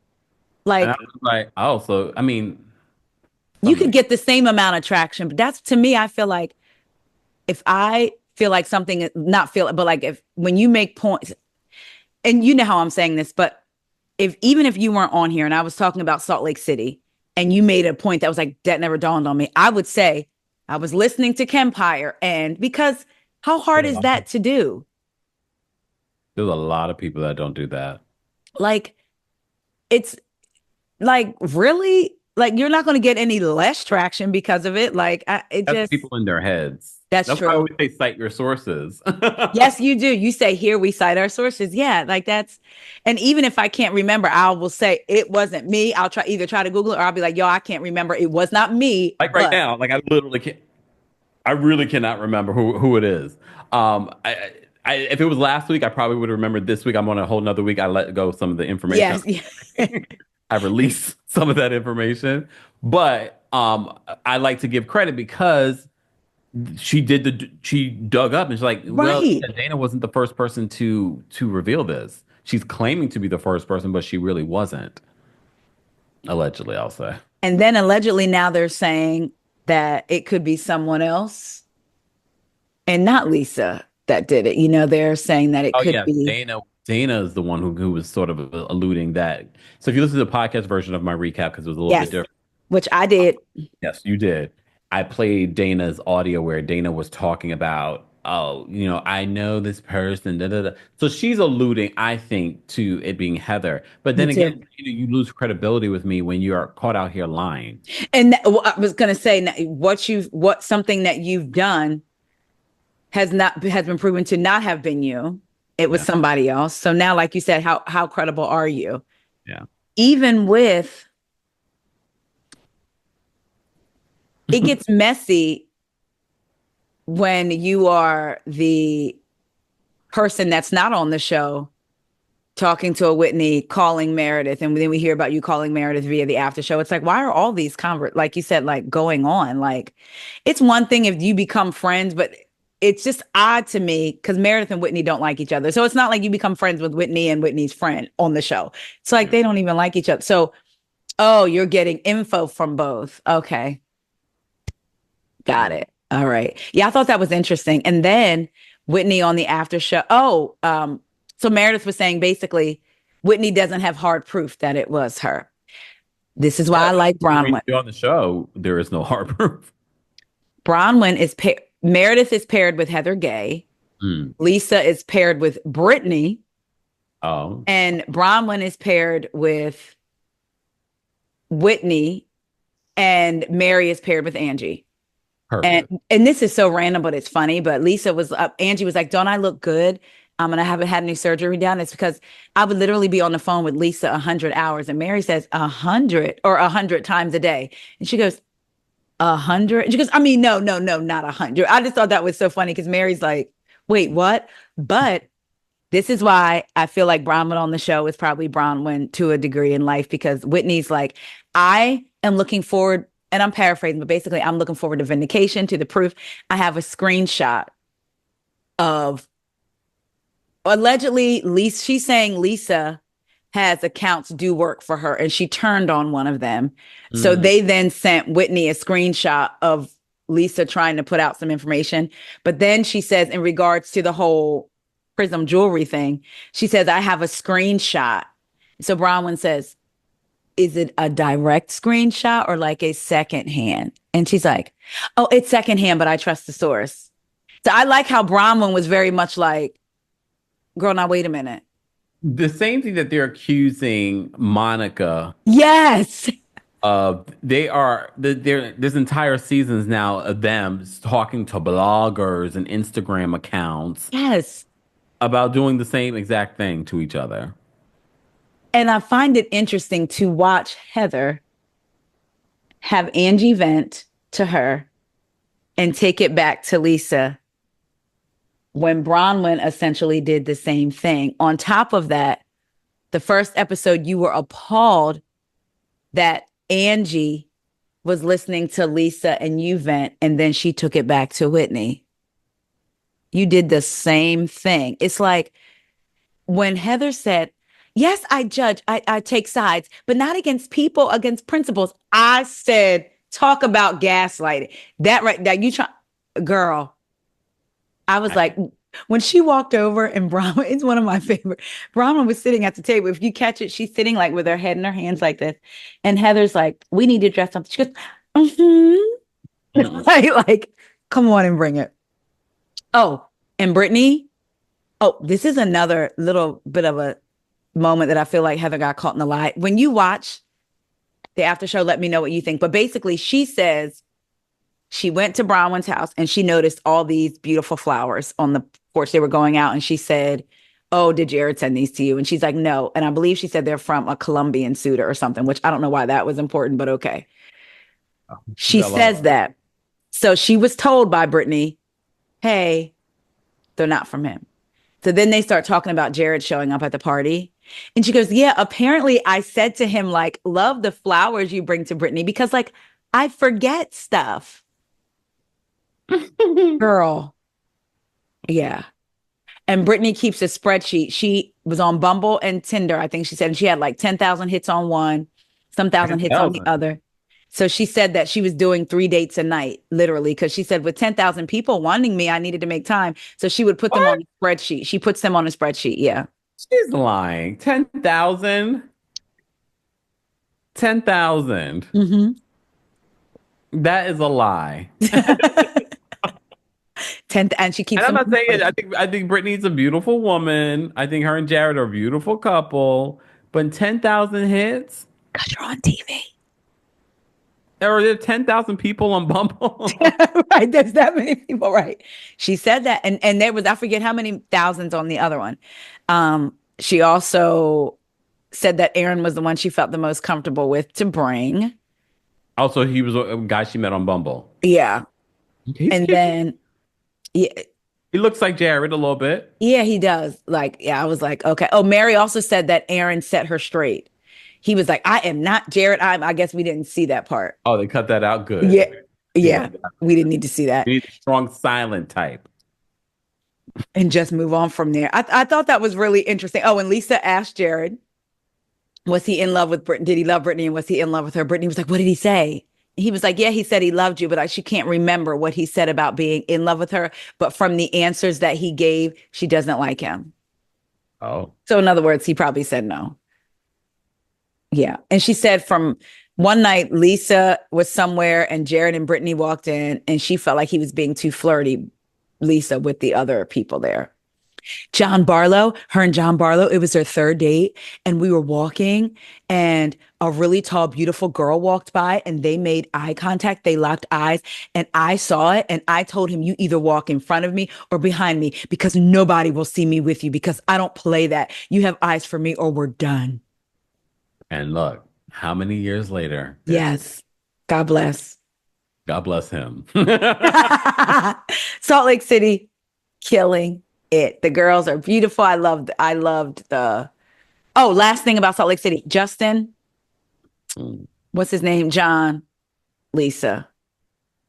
I don't think Lisa should have went up to Justin with her grievances against his wife. I just also didn't love he even though he didn't go, his physicality. Yeah. especially Yeah. the second time around when it came back up. I didn't love that, but I also didn't understand why Lisa decided to mosey on over to him and call his wife a liar. Like, what is he going to say? Yeah, she is a liar sometimes. Right. I asked Corey about that and I said, what would you do? And he was like, basically, I would shut it down right away. And if her husband had a problem, then him I'm and gonna I. do it to Corey when I come to DC. I'm gonna go up to her, your wife is a liar. He said he would shut it down and Probably then knock me out. you and him will have a problem. No. But we also talked about even if we walked away while he was shutting it down. Hmm. And I had to think about that too, because I was so wrapped up in Lisa shouldn't have brought it to him. Because I'm not a big, to me, if a housewife, if men and women can be friends, then men and women can have disagreements. But if a housewife specifically is addressing a husband one-on-one, I think he can respond back. So I was so focused on that. But I do agree with what you said. It was his like he didn't have to walk towards. He could have been like, "My wife is not a liar," Yeah. because if she was walking away, yeah. So I believe he could have kept saying, "My wife ain't a liar," or "Get that out of here." Just But kept it over there. yeah, so I just thought Or that was tell John, handle your wife yeah. You better. before I do. Whitney might can take her because Whitney do all that jujitsu and all that stuff or I whatever. would say Whitney was trying to calm Justin down. She really Yeah. was there. Lisa did say she tried to kind of like justify why she went up to Justin, and she was like, and I'm paraphrasing again, but basically, I don't know. She went up to him because Justin knows the truth. He lost his job because of Whitney. She does all these things, so she's trying to present it like she lies and does all these things on the show, and Justin lost his job, and But then all this other stuff. Say that again. they bought a new house this season. The money is funny over there in Salt Lake City. Well, you know what the girls are saying on TikTok, that Whitney signed them up for some like pyramid something, trying they gonna tell their story. Does she have her own MLM? Yes, Emma, and they're gonna tell the story. I was like, oh, Marketing. I'm looking forward to it. Multi-level yes, marketing. Mind you, she explained it to us on Salt Lake City. yes, with Jen Shaw. She was like, And we were like, oh, oh, Whitney's not so dumb. right, like okay, you know what you're doing, and like you said, they bought that house. You were talking about Angie and how she's selling that beautiful home.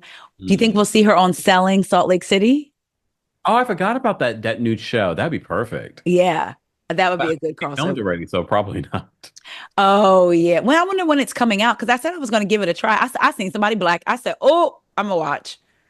When is it supposed to come out? I don't even know. I mean, That's I still have not even seen the trailer because I remember when the trailer came out and I was like, oh, I kept on seeing people talk about it and I still have not seen the trailer. It looked pretty good from what I remember, but that was after the first episode of Salt Lake City, so That's where I we're can't at. remember that. But yeah, so I'm looking forward to Wednesday. Like OC, Salt Lake City are shows that even if I can't necessarily watch them that night, like I'm definitely on it the next day. Like I'm looking forward to them coming because I enjoy them so much. I'm really enjoying them, really.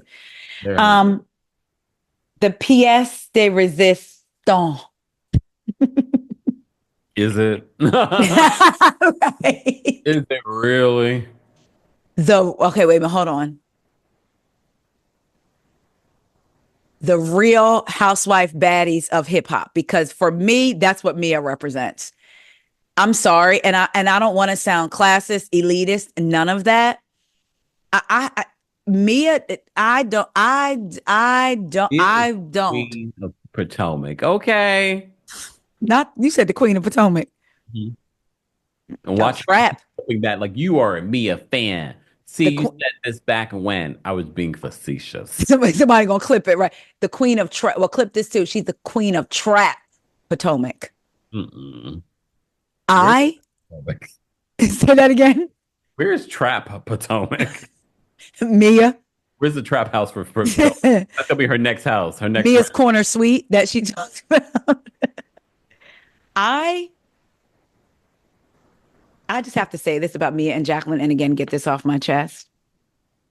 I know editing plays a part in things and telling a certain when they want to tell a certain story with Jacqueline.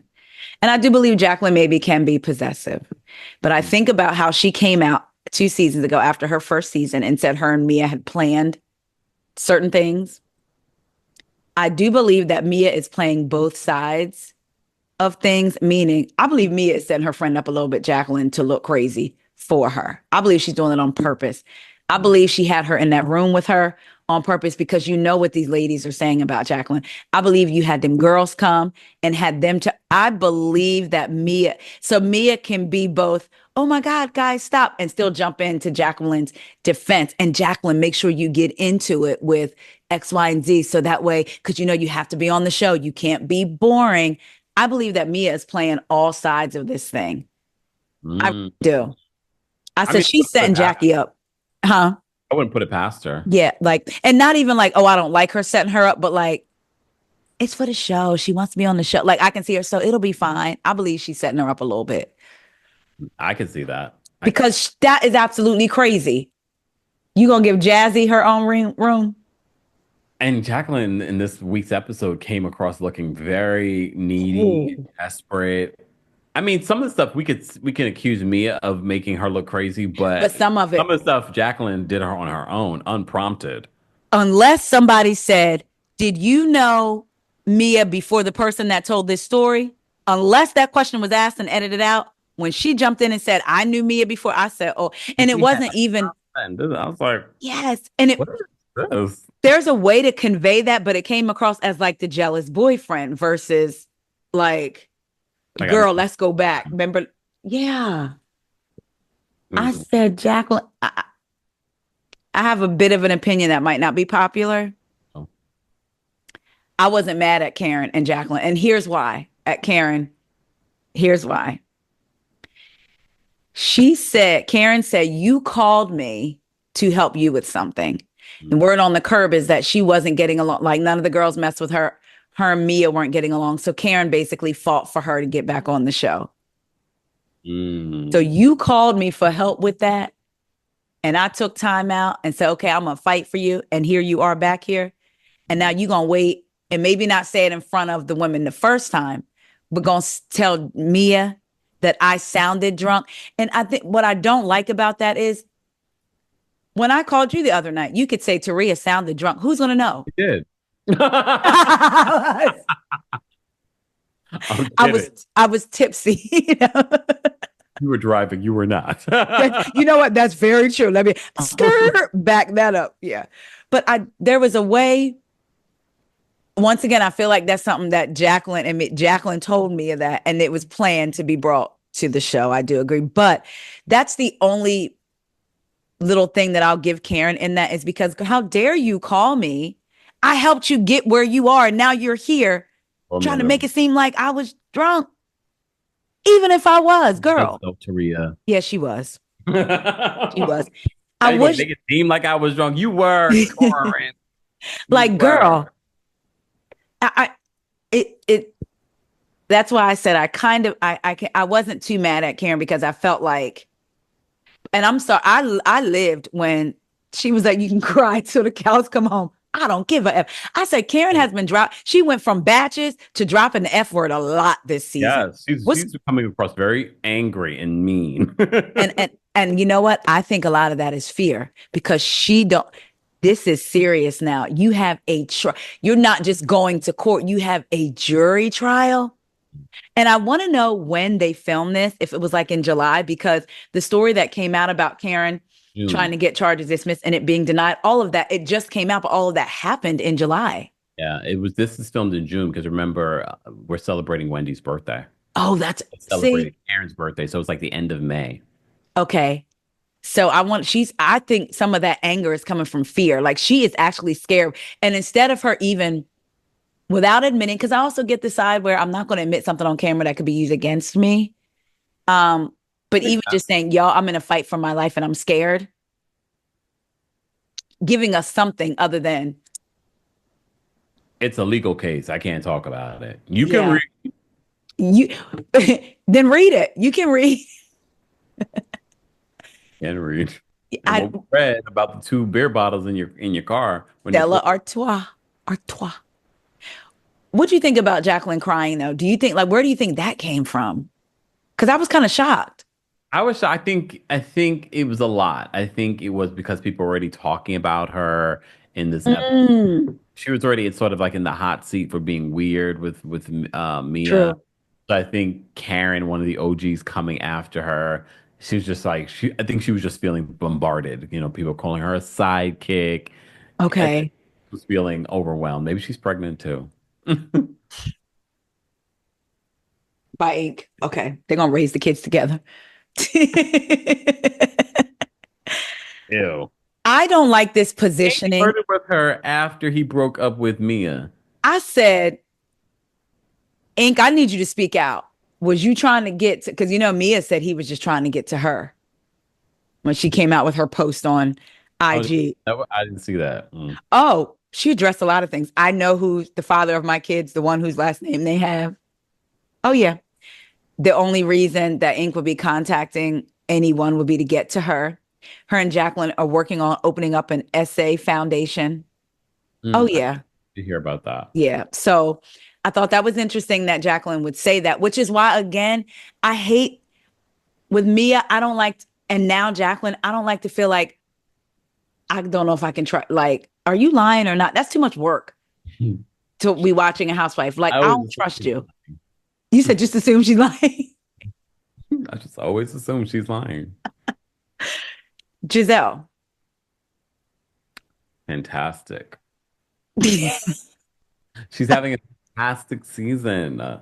Such a great edit. I see how Bravo's trying to position her. Yeah, they're definitely trying to clean her up this season. Yeah. I don't know if I believe it though. Me neither. I don't think Giselle would hang out with any of these women except for Karen. And that's the problem. I think if Robin had stayed on the show, Robin had hung out with Wendy before. I can see Robin hanging out with Kiarna. I can see Robin hanging out with a Jazzy and a Mia. I don't see Giselle hanging out with any of these women in real life. And it comes We across. already know she can't stand Karen. She's getting along to get along. Yeah. Yeah. I mean, she can't stand Karen. She's tried to take Karen down multiple seasons. I think it was last season too. Yeah. Excuse me, by bringing Sharice back. She was coming after Karen. Yeah. So she can't stand Karen. And it just, I feel like they know that the audience likes to see just Jizzy and Kern.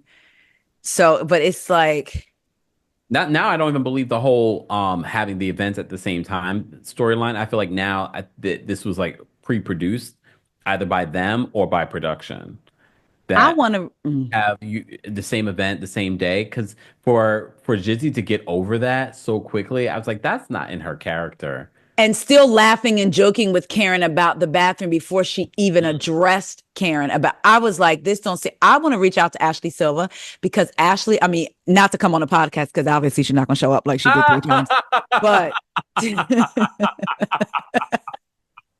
From Love and Marriage DC, we talked about that the last time I was there. yes, yes, she tried to take my black job. She's never been on the podcast since. No, and she tried to take my black job as the MC. Oh, Guess what? I got it again, boo. Anyway, I wonder if they're gonna reach out again and when once they see I'm coming back to do. say, let me direct you to the MC, host of What Else Is Going On podcast. No. So why But would you wait? Why would you reach out to her? because she did, her and Quick go to a lot of events in DC. They were good friends with our Lord Jesus, Governor Wes Moore. And so they are in the know on a lot of things. And she did a recap of Potomac with Carlos and said, when Carlos said, what do you think about basically the women trying to go to both events? She said, well, that event that Karen was at, the First Lady of Maryland was honored and there. So that event, if you want to be seen in DC amongst those types of people, you would go to that event. So I want to reach out to her and say, was Karen always a nominee? Because remember when Giselle said Karen wasn't even on the list of nominees and haven't reached out. So I want to match. I wish Carlos had asked her that. Like, well, wait a minute. In her confessional, Giselle said it was months prior and Karen wasn't even an honoree. So I think Ash, she did that to spin the whole narrative about her DUI. But I think Charity knew about this. It's been all over the press. Why would you honor someone that just got arrested for a DUI, 9 citations, and that was right. for the charity. And there weren't even cameras there. Nope. Didn't you say that on your recap that there weren't even cameras there? I can't remember what I said this 2 The minutes next, but I think it was you. I was listening to I'm pretty sure it was you that said cameras weren't there and the ladies it had to be their own footage, but from their iPhone. Yeah, So that was not official footage. no. So it was like, Karen, it was the last minute thing. And like you said, it almost makes it like, is it a production thing? Because she got over it too easy. And for them to flash back to Karen, I didn't even know what my event was. Flashback to Karen saying it's Friday. Come on. Like, But it shouldn't interfere with yours. That's why I was sort of like, this is pre-produced. yeah. It was already the setup for it was like setting us up already to And for Giselle to move on so quickly about it, I think if regular Robin was there, she would have.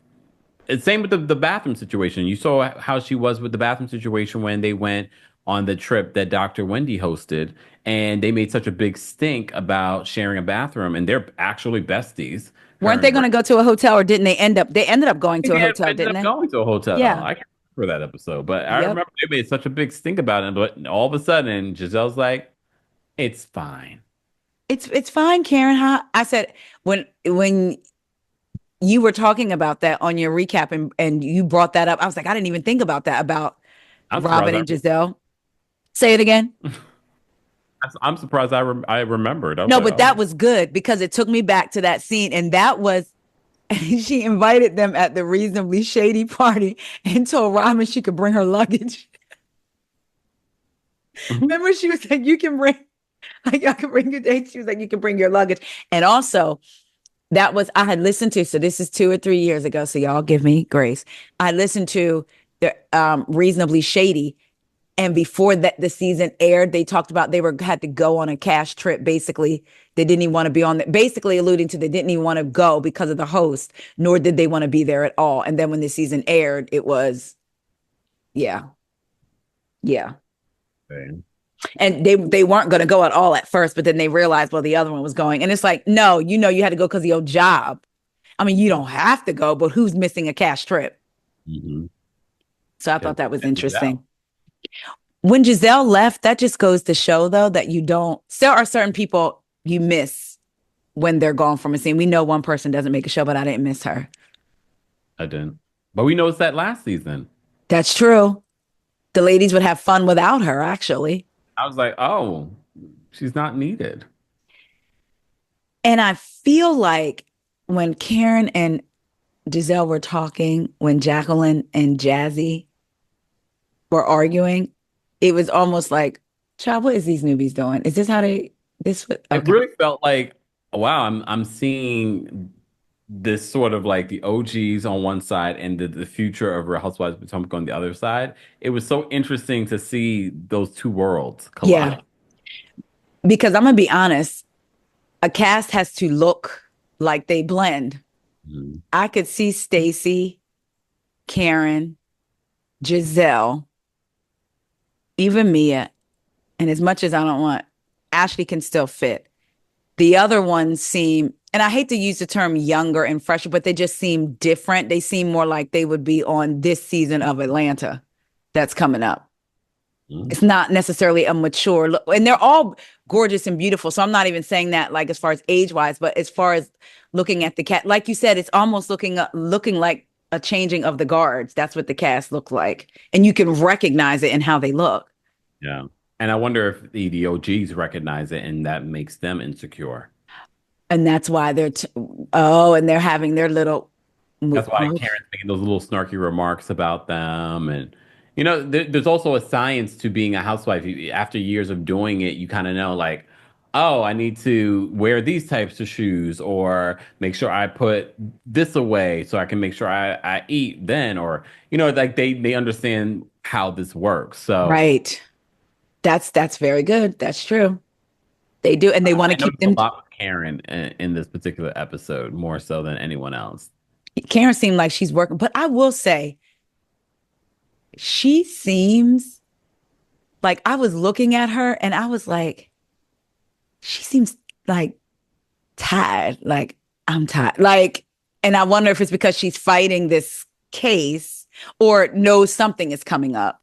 But she almost seemed like they done knocked the fight out of her. But then He said she's Jacqueline the was, eighth world wonder. What do you mean? I said, Karen in these confessionals. Yeah. And then do you think she was being real when she talked about them celebrating Wendy's birthday, but not her? Like, it's like, I is she think she was serious? being funny, but she made quite a few comments Yeah. that made And me go, "Are you really upset about this?" yeah, like there's truth in a joke. Like, Yeah. okay. It was like one joke, but I don't know. Yeah. And I loved how Stacy handled the bunk bed situation and how it even told Kiana changed her attitude. I was like, I love this. Stacy, she impressed me with that. She Yeah. composure and she was like, "Oh my God, I love this." And then she's going around the room. She's like, "Oh my God, they have Pac-Man." I was like, Stacy is far from boring, Mia. Yeah. Oh, see, here's the thing. Also, did Mia lie? Because on the way there, Did you just say, did Mia lie? oh, Yes. What did I tell you?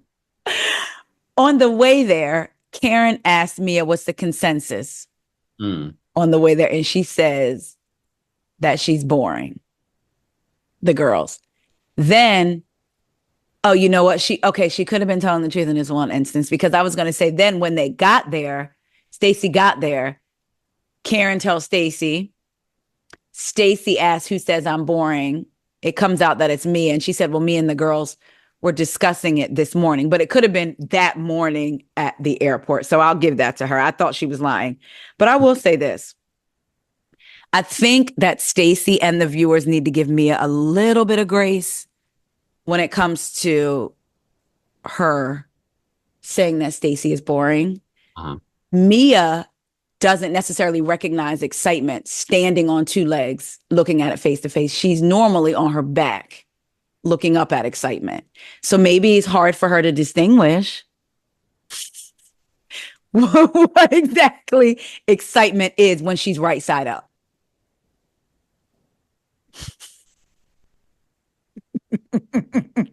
I said it and I ain't taking it back. Oh, okay, Dr. Heavenly. I mean, look, I can make that a little bit more PG. I think Mia is so used to a toxic Yes. relationship with life from the way she grew up with her parents and her own stuff and her relationship with G that when someone comes in and has their own stuff going on and the way that Stacy handles it, she's like, yeah, that's not that interesting to me because she's not trying to perform for a television show or someone's not constantly lying. So she finds that not to be interesting. Yeah. But the audience, when I posted about this on Twitter, the audience were like, no, I like Stacy. I like her. I like that she's being herself, it seems like. Yeah. Like she's genuinely hurt about her relationship falling apart. I mean, I'm worried for Stacy and TJ. I don't know what that is, but okay. I had said in my review of the week before, there for me it was two things. I know that sometimes it's hard to believe that for everybody, sex isn't the thing. You know what I mean? So it could be like, because sometimes as soon as we hear of a couple breaking up, people say, oh, he must have cheated on her. It could have been financial infidelity. It could have been anything. Mm. And sex isn't always the top priority for people. It could be they weren't spending enough time together. Mm. So I believe there is a world where there are men that are like, I want to be celibate, but they're absolutely clear in the fact that it's a struggle. And girl, I can't kiss you. I can't touch you. Back up off me because I'm trying versus. Also, she's still married. Yes, yes. And I got what he was saying. Where's your situation? Because if other people can see that are just meeting her can see that she's still hurt by her divorce, he definitely can see it. And it may be hurt like I'm not saying I want him back, but this is 20 years of my life that I have to reconcile with. And more so, I'm concerned with my daughter. It could be that and not her still having feelings for him. But if people are seeing she's hurt that just met her, he's seeing she's hurt and could be interpreting that as I'm not about to go there with you. And then you get back together. But it's his response to her is what's like, you could be celibate.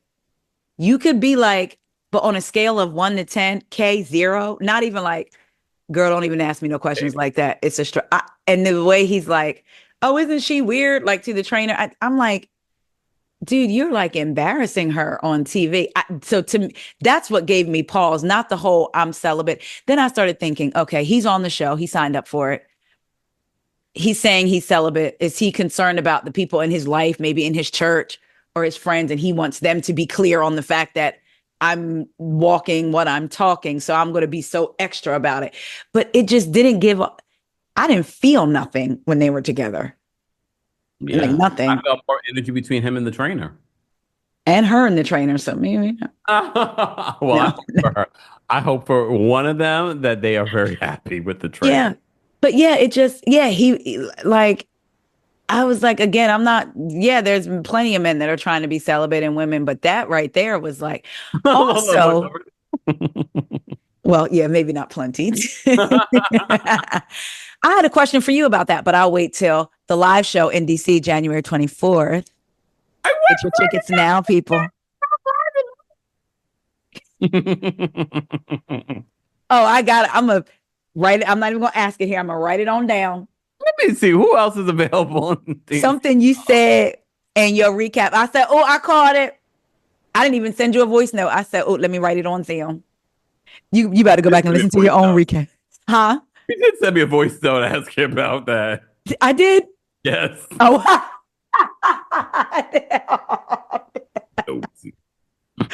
I am nosy, y'all. And I'm going to ask for y'all at the show. Speaking of, if Quan sees this, hey, Quan, from the last show, wasn't it? Hey, Quan, you mean Twan. Quan, yeah. Hey, Twan, because he was funny. Mm-mm. But speaking of, though, I did start to wonder, like you said, maybe this man, she's still fresh out of her divorce, because when did the divorce start? Because she said she hadn't had sex in a year. Well, remember, she's now about to be into mediation, so maybe it's taken this long. But and remember too, if you don't just wake up one day and like, I'm getting a divorce. Maybe there's been a period of, we're not sleeping with each other. You know what I mean? So who knows? Oh, I see. Okay, because I was looking at it like a year is a short time. So did they just decide to get divorced? And is she in fact still, like, if they were still sleeping together a year ago, that's not that long ago. I could see that. Yeah, like a year is sometimes not. You double back if you're in like you decided to break up, but you're like, that's true. We're still in the same house. We're still understand. It's familiar. I don't have to be out in these streets getting anything from anybody. You know what I like. Hopefully, I know what you like. And maybe that wasn't a problem for them. It was everything else. Who knows? She seems like she really did value that relationship. Yeah, it's unlike Giselle and Pastor Jamal. She said she was getting to the end. I couldn't decide. And when she said I was married to a pastor and there was a lot of sex, I couldn't decide if, one, she was saying we were married, so there was a lot of sex, which there should be, or was she saying I was married to a pastor and this pastor was having a lot of sex with or without me, or that's three, when we that's what you got. Okay, I was like, or they showed when they were supposed to be dating. I believe she was taking him to the airport and they hugged. So I was like, is she saying when they started dating again, there was a lot of sex? Oh, I didn't even think about that. Oh, I don't think. Since they showed that flashback. There was no sex during her rekindling with Pastor Jamal. Okay. I mean, he probably was having a lot of sex, but it wasn't with her. During her marriage, during that rekindling. Just saying. I can make that more PG, so people. What you said? That's why I was doing you like you did me. I can make that more PG for you people. Oh, go ahead. No, I'm just kidding. Because you can't. He definitely was. What did Mama E say? Laying it low and spreading it wide. Yeah. But yeah, so I was like, I didn't like how I felt like Mia was trying to, I didn't like how I felt like she was trying to be like, basically be hazing the new girls. Girl, you just got here. Like, this is girlfriend boot camp. Yes. Girl. Yeah. And yes, which is why I say she's still with Jacqueline a little bit. Like, they've been plotting and planning, but also Mia's still like sticking it to her because a little bit. A full-time housewife. So she's sort of like putting her through her own boot camp. Yeah. And I was like, oh, Mia, I see you. Okay. It was funny when Jazzy was like, they showed that quick little exchange of her and what's her Jacqueline. name? Jacqueline. Yeah, and she was like, I wasn't even thinking about like your body or anything. She's like, oh, because I was like, what's wrong with my outfit? And she was like, well, I don't like your outfit. She was like, it's airport. But I just thought that was funny. Like, but oh yeah, we didn't talk about Ashley because ain't nothing to really talk about. It really isn't. She's I still not getting that divorce. I do like how I feel like they're gonna be on her neck. Oh, I'm living. I can't wait. I hope Stacy, Jazzy, and Karen stay on her. She ain't gonna be able to, you know. What? No, she ain't gonna be able to like. The spark has gone out of Ashley. See, Candace used to keep that spark lit. Candace was the only one that could keep Ashley on them toes. So they better come like. And did you hear word on the curb was Jassy was supposed to be a full-time housewife, but at the last minute? I could see that. I feel like they were making last minute decisions because remember, word on the street, Kiana was just going to be a friend of, and all of a sudden, last minute, we heard that she was made full time. So I could see it because you see how Jazzy is showing up. I also feel in those scenes with Kiana and Jazzy, you can see like, oh, like I love the fact that they didn't show competition with one another. You Yes. could definitely see that they were trying to bring it in regards to being on the show. So, Yeah. so oh, okay. Yeah. I same. Okay. Yeah. I'm loving um like some of the I'm loving Stacy, Yeah. Kiana, and Jazzy so far. And I'm optimistic about the season, much more than I was before it started. When we recorded the last time, I think it was a week before Potomac was starting, or 2 weeks before. So I'm optimistic that of the show. I love how we have Salt Lake City, OC, and Potomac, and all three bring three different things that I'm enjoying a lot so far. Mm. So, because they're definitely different. No RHONY in that mix. Oh, I had forgot. Sai, I like your outfits. I don't know. Bravo. I want like it. It's sad because I'm not even. I'm not saying they need the other cast, but something is just not clicking with them. Nope. Nope. Nope. Nope. Ah, Roni, God bless. And Kempire, God bless you. Thank you. And the time that you spent with me. I told you an hour and 31 minutes. And how long It's is it? been 2 hours and 21 minutes, but I wasn't off by that much. You knew it coming in, whatever. Did I? Like, did I? Y'all, I'm going to put the link in the description. I'm also going to be posting about the DC show as it comes up. If you are in LA, Kempire is coming to LA November the 20th. He's coming to London. I'm sorry, I don't have that date memorized yet. December 8th. Because normally I don't have FOMO. I have FOBO, fear of being invited. No. But I have fear of missing out on this. But I know they're going to have a good time in London. I remember when you went last year and saw the Yeah. pictures and everything. So that's really cool. Because wasn't it like a spontaneous meetup? Oh yeah, it was like a very last minute. I went on vacation. I went for my birthday trip. That was really cool that you guys met up. So London, be ready. And then DC, January 24th, it's going to be so good. Like he said, Potomac's going to be airing. You think Salt Lake City will still be? Probably, if not Probably, right? reunion. Yeah, okay. But oh, Beverly Hills will be. Oh yeah, Beverly Hills would be happy. We have a lot to talk about. Yeah, so I feel like the last DC show that I did, it was more hot topics than Housewives. it was still really good. I will say I liked the fact that I got to like sit back and actually watch the show. It was really good. So it's like you didn't have to know about Bravo. Like you don't have to be like a Bravo head, if you will, to enjoy the show. Yeah. And if you aren't, you will be when you leave because the conversation is definitely enjoyable. So, and who knows, there may be rapid speed dating at the question and answer period. We'll see what I have up what I have up my sleeve. You have to be willing to go to Lido's with me, Corey, and Kempire. Oh, I like to luxuriate in my food and not be on a date. Just saying. Especially eating Lido's. Right? Like, You So where know, you from? No, stuff running all down. Right, right. no, I want to enjoy my food, especially after doing a show. No, I want to kill. That's true. Because it took us how long to decide what's open, what's not You open, know, what's this? we went to Lido's and it was closed. Oh, Barely, yes. We made it. And I think that's why it was so good too, because it was like fresh. It was really good. And only for you to go to New York, well, go back home and see Alito's. yeah, I was like, oh, I never knew about this place. I learned about it when I moved here in Maryland. There's a place called Columbia, Maryland, and that's actually where Robin, well, she lived in Howard County, which is like where Columbia, Maryland is, but when they first started the show. And that's the first Lido's I had ever been to. And then I told my husband about it. The kids, we used to love it. So I love Lido's. Every once in a while, you need a good Lido's pizza. Those Maryland people listening and maybe DC people, y'all probably know about Lido's. But y'all make sure y'all get y'all tickets. Don't forget, I'm going to say it again. LA, November 20th.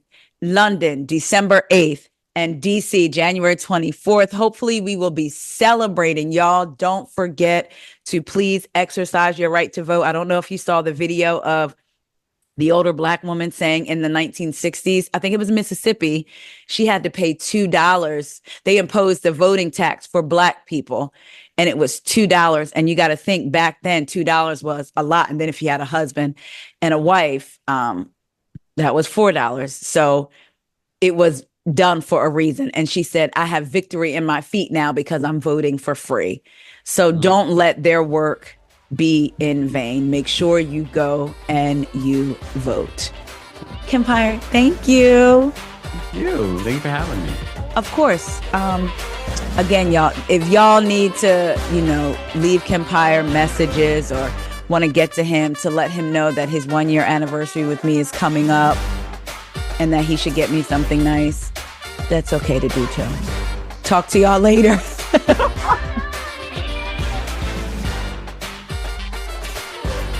Bye, y'all. Bye.